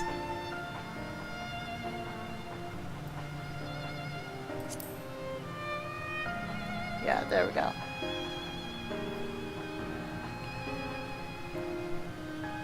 Of course, she must have visited the stars of the dragons and the Ea before either race perished in their entirety. Thus could she make their emotions her own, and with them create more faithful simulacra than had she relied on any historical account. So too did I theorize, and upon that assumption consider how those two races they may have met their demise. According to thine own tale, Meteion perceiveth the emotions of those nearby as her own, a heightened sense of empathy intrinsic to her nature as an enteleki. In the course of her star-faring journey, if she encountered beings who strongly desired a cessation of their existence, she would be powerless before that desire. Even as she possesseth the power to grant it, the power of dynamis. 'Tis my supposition that, overwhelmed by their longing for death, Meteion did unleash dynamis and ushered the dragons and the Ea unto their doom. Yeah, she's just completely responsible for all of this. Of course, such is not always the outcome. Full many stars did she find already lost to ruin.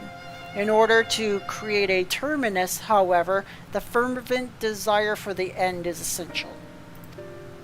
Therefore, should you struggle to find the way forward, pray ask yourselves this. In the place where you stand, whose is the soul that yearneth most desperately for oblivion?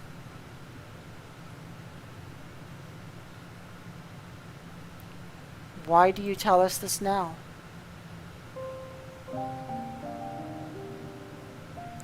Ne'er again would I betray your trust. This pledge I did make to my comrades. In bringing thee into my confidence, I would remain true to my word. He's planning on sacrificing himself, isn't he? As for thee, let us consider it my fitting reward for the secrets I harbored for the Crystal Exarch. I once placed my faith in thy chosen path, walking at thy side, knowing full knowing that we were bound for thy demise. I ask now that thou returnest the favor, and abide in faith as I fulfill mine own destiny. If you say my debt has come due, how am I to refuse? 'Tis indelicate of me, I know full well, but I can but beg thy forgiveness. Yet even if I must needs go to such lengths, I cannot well feign ignorance of the answer I have found within. The answer to the question, in what moment might I stand strongest?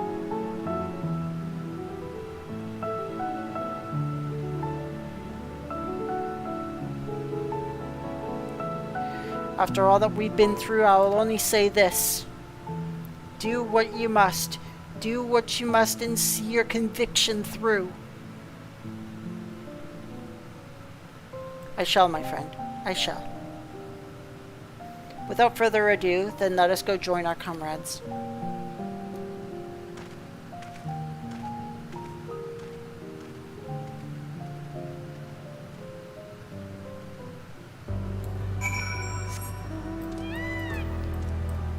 Oh, well, what? He's right here. Let us be off too, to Eligea.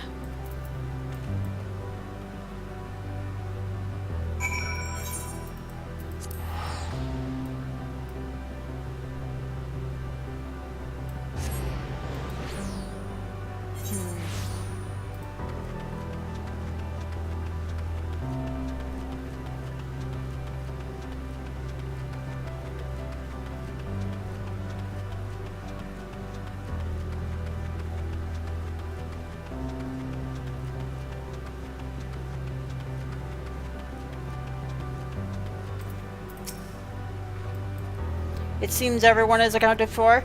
Shall we then? This is getting...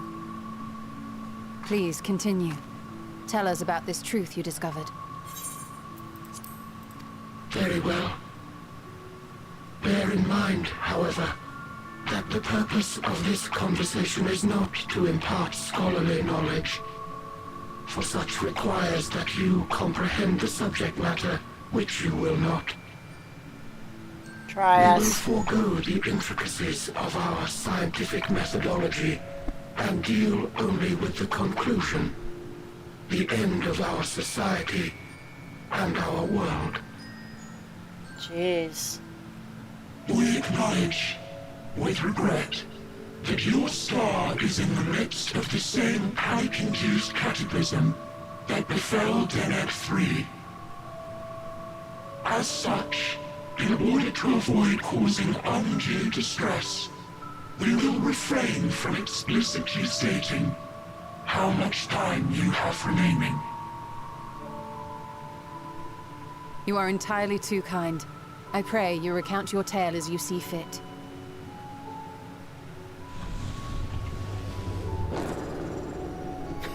Their heads just go popping off In again. the beginning, the universe was but a tiny particle. Then suddenly, this particle began to expand. Having remained entirely in the bounds of your star, the phenomenon may be difficult for your kind to grasp. But this expansion has since continued unabated. Speculating that the universe could not grow indefinitely, we sought to learn what might occur, and made a worrying discovery. The fact that it ends? The stars will continue to spread apart, as will their finite thermal energies. Eventually, all heavenly bodies will grow cold and freeze. No new stars will be born, and the universe will enter into an eternal ice age. Interesting.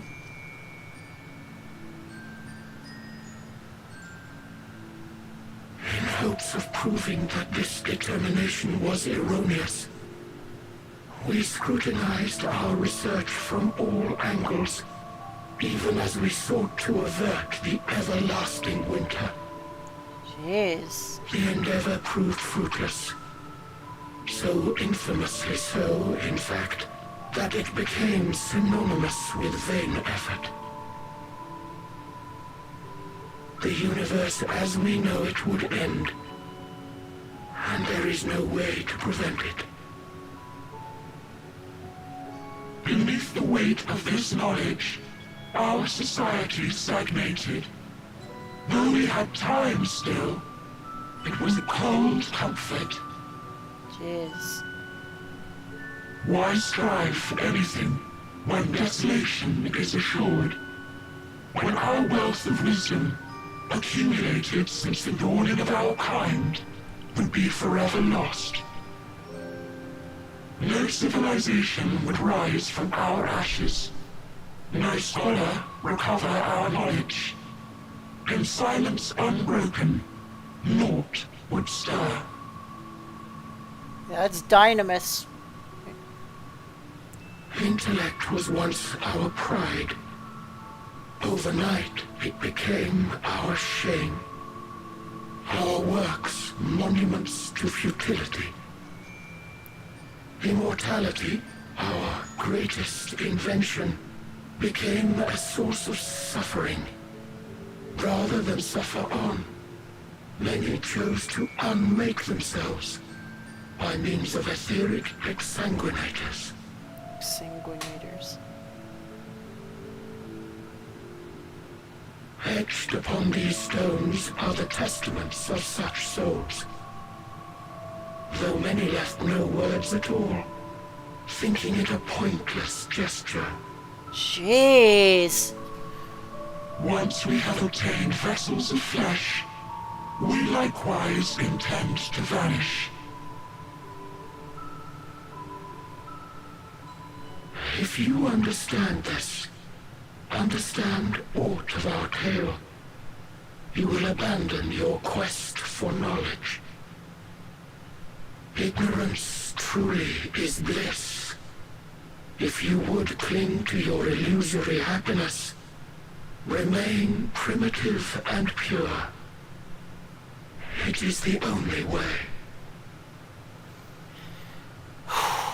This civilization was damned by their technology and knowledge.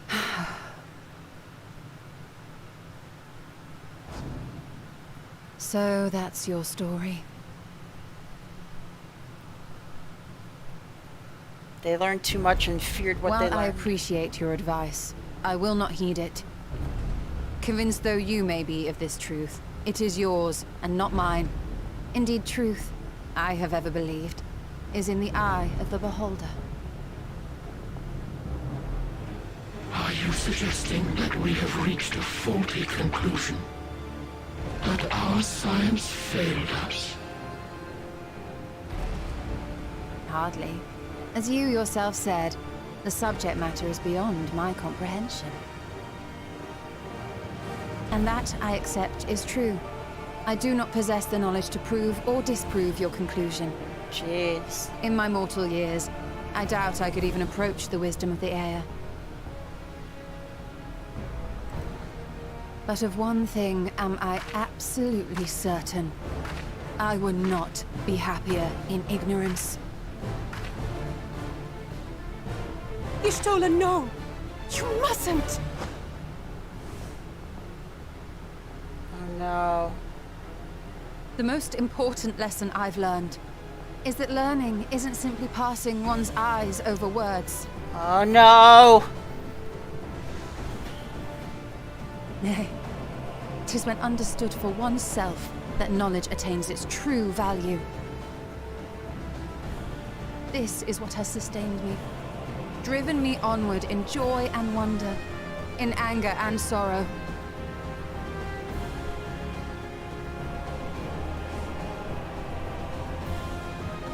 The universe may end, and all may be for naught, but I will live as I always have. I will always seek out new knowledge, and no conclusion of yours, no matter how grim, can dampen my desire. She's pushing against Dynamis. It's going to cause a reaction. I suppose it is only to be expected. Their feeble minds cannot fathom the terrifying gravity of it all. But worry not.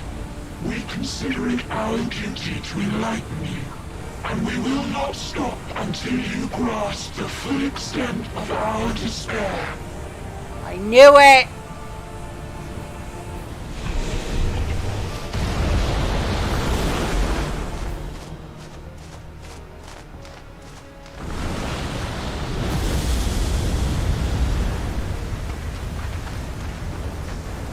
Calm and listen well.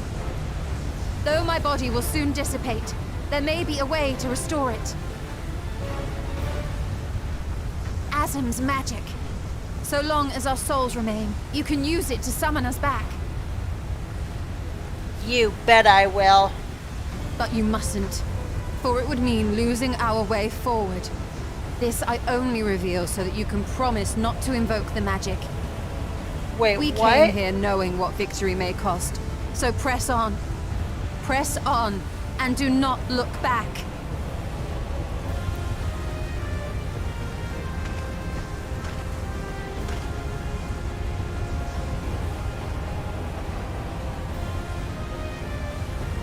I shall join thee. As subterfuge is not required, thou shalt not suffer for mine absence. Aww. My resolve hath never been as strong as thine. Full oft have I wavered in my decisions, and afterwards been stricken with regret. In spite of this, I may still stand with my comrades, supporting them as they attempt the greatest of feats. Jeez. This truth I have learned in the course of our journey. And many though my shortcomings may be, I may also claim to excel in prophecies. My studies, into which have granted me the flexibility of mind needed to bend this malleable reality.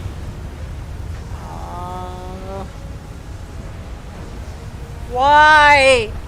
Why sacrifice So I hope yourselves? that thou mayest have the strength to resist, and our comrades the strength to continue. But I suppose it's necessary. With you to urge us on, how could we possibly fail?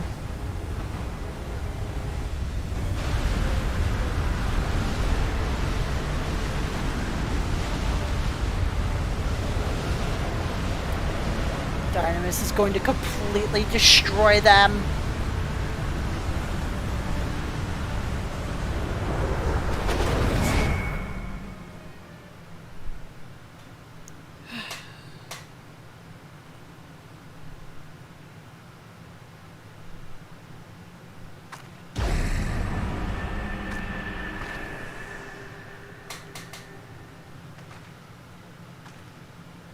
What's this? An extinguished civilization. Rekindled. We're coming for you, Meteion. Oh, you be careful. We're after you. We are so close. That's right. Our quest doesn't end here. We'll press on, and we will find you. That's right, Alize. There. That's where you'll find me. Is that another star?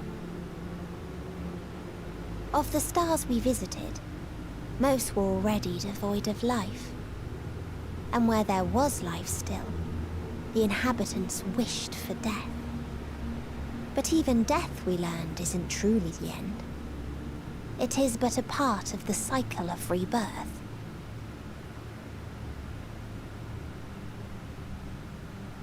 Souls return to the star, or in its absence, a larger flow. And eventually they are reborn. Alive again, to know suffering anew.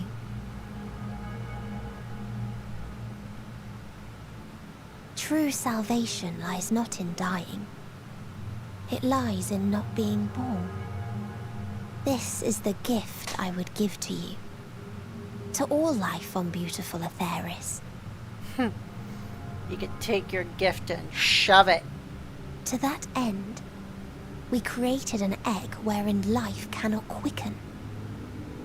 That dead sun. Attain it if you can. Before your friends' emotions fade away, along with their protection. Oh, we need to get up there. We're almost there. We can almost reach it.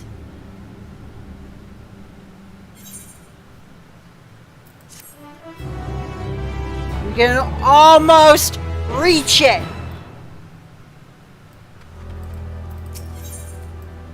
Victory, something lost. Are you all ready to continue on? Then let us make for where that light shone. Ishtola and Urianger have opened the way for us.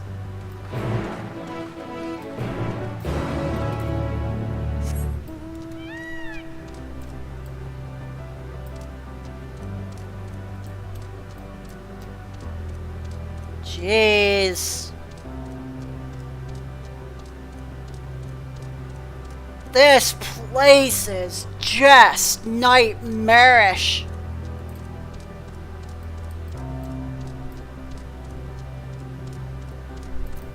What the? Arcada.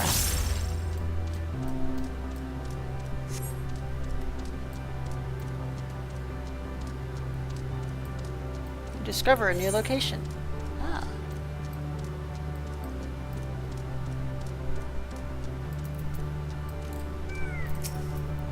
Yes, I can feel it. The aether emanating from the arcane pattern. This is a portal. Make no mistake. Let us see where it leads.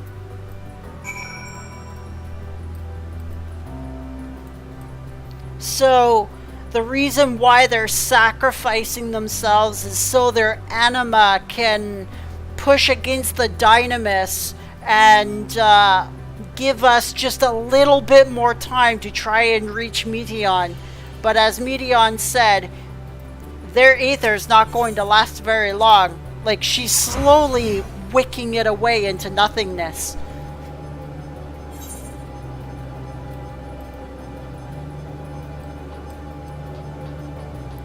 Yeah, they got those little walking TVs here, similar to ffxiv and like the level 70 raids and stuff.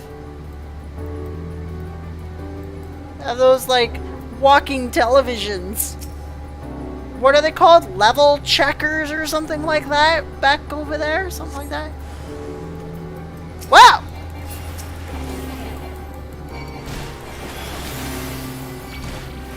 Oh, hello, boys!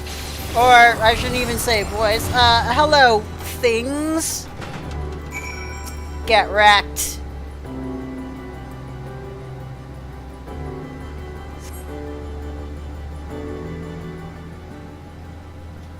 Get wrecked! Did you see that? Just like, and then it's just like, they just exploded. They exploded. Just completely decimate them.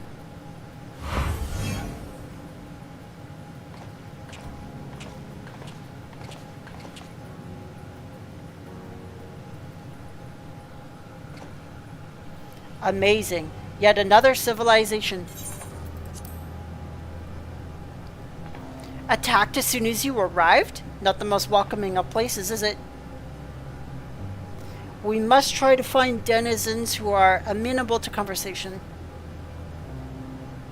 We should also get the lay of the land as far as we can go.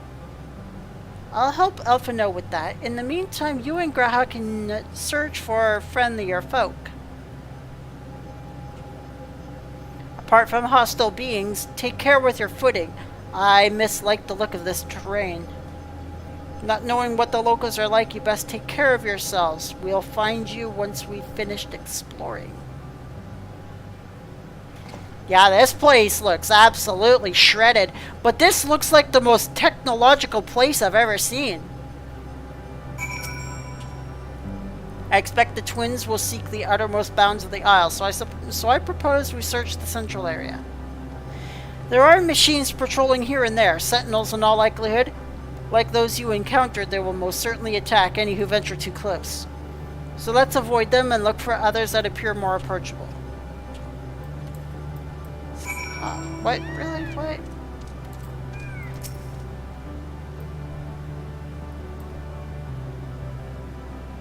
Didn't have to go far. You see naught but patrolling machines in the area. They do not seem inclined to non-violent intercourse.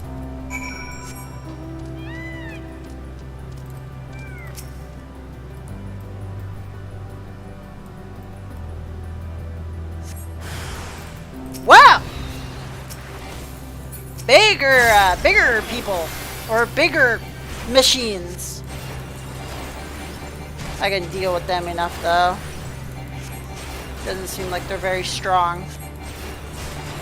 Take this! Bye-bye!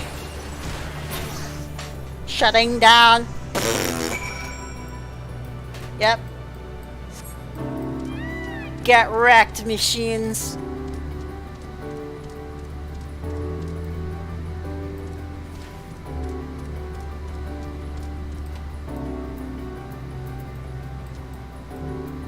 Those are striking dummies? Cool. Where to go next? Up, there we go. There he is.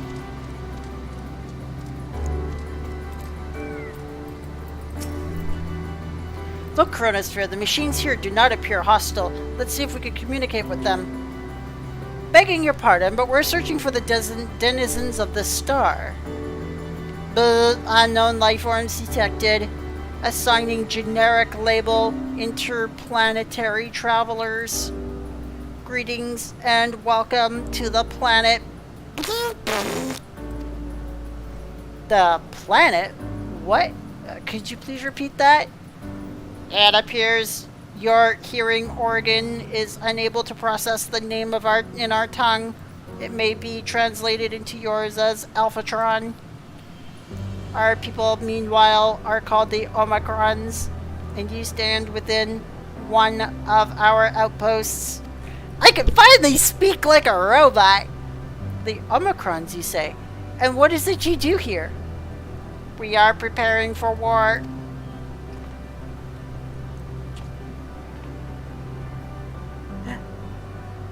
And we presently do not have a designated target. You have nothing to fear. Should your star become designated, however, you will be taken into custody and or terminated. Not a little frightening, these Omicrons, but at least they seem to be forthright. I will see what else I can learn from this fellow. If you could try speaking with the others.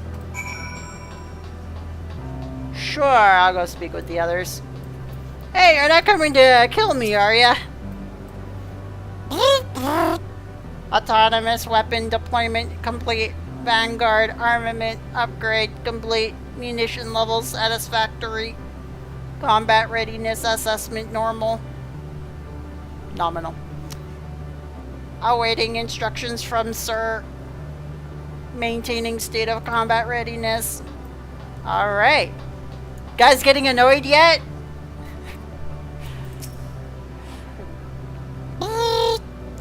Greetings, traveler. When venturing outside the outpost, be aware malfunctioning units. They do not heed Sir's commands and indiscriminately attack all non-Omicrons. For the avoidance of confusion, be advised that Sir is the alias of Stigma 1. Sir issues instructions to our forces as the foremost of 6 strategic matrices that bear the designation Stigma.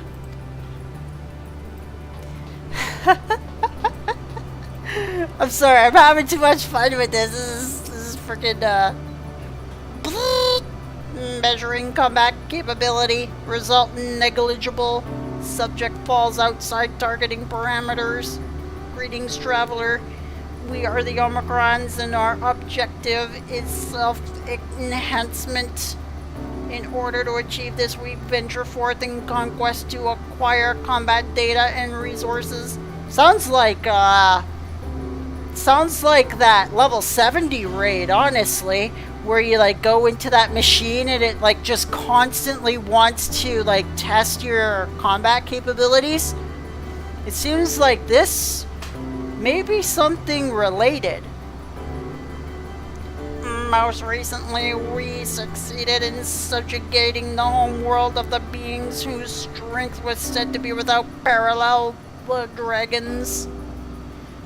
Yet through the endeavor yielded a wealth of combat data, the star was rendered barren and unable to yield resources. The subsequent costing determined that the losses incurred exceeded the gains. So these machines were the ones who fought the dragons and killed the dragons, but they didn't really get anything out of it. Interesting. Repair gear, please, because I bet you my stuff is destroyed. Oh, maybe it's not. All my stuff is still at 100%. Yeah! That's what happens when I kill too quickly. You learned a few things? So did I. Ere we share our findings, however, I believe it's best to step outside the outpost. Come with me.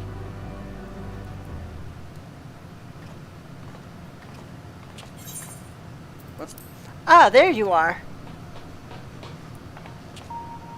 We finished surveying the area. This will come as no surprise, but there was no way forward. there were portals like the one we used to get here, but those that worked only sent us to isolated isles. Then, as before, we must locate the embodiment of the emotion that bars the way. What of yourselves? Did you find anyone to speak with?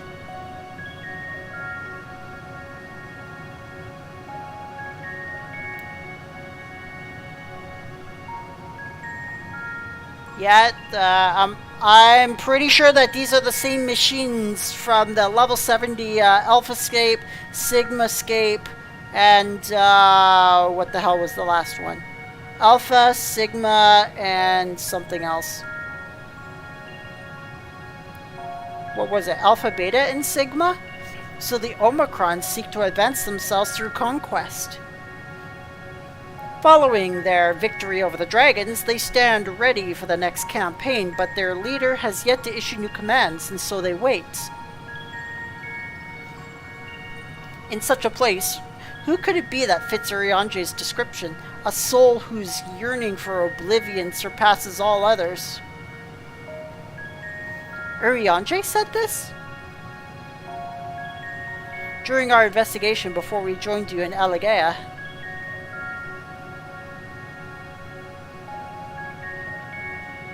So that's the way of it. Why couldn't he just say it to all of us? Given what we know of this place, it's certainly a curious state of affairs. While the dragons and the Ea longed for death, the Omicrons longed for conflict. As much as that may lead to destruction, it must be considered a distinct desire. In order to find the source of the dominant emotion, I believe we should seek out their leader, this Sir. According to MO32, the first Omicron with whom we spoke, there is a console by which we might communicate with it. MO32 also added that it would be a pointless exercise, but that in itself I believe is worth investigating. What say you?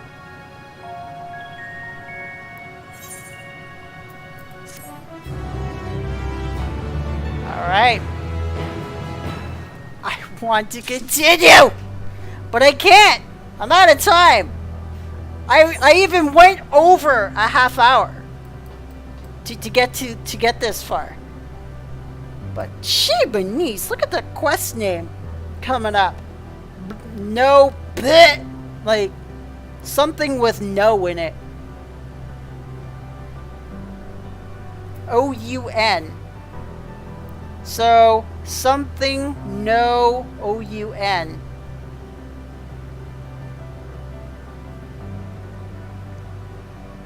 I wonder what that could be. But for now, we are going to leave it here, and I'm going to leave Chronosphere here. Tomorrow at roughly about 11:30 a.m. Eastern Standard Time, I will come back to this live stream again, and we are going to play until we finish the game tomorrow. I have a feeling it's not that far away. We're so close to Meteion. I mean, like, we're so close we could almost touch her dead star up there.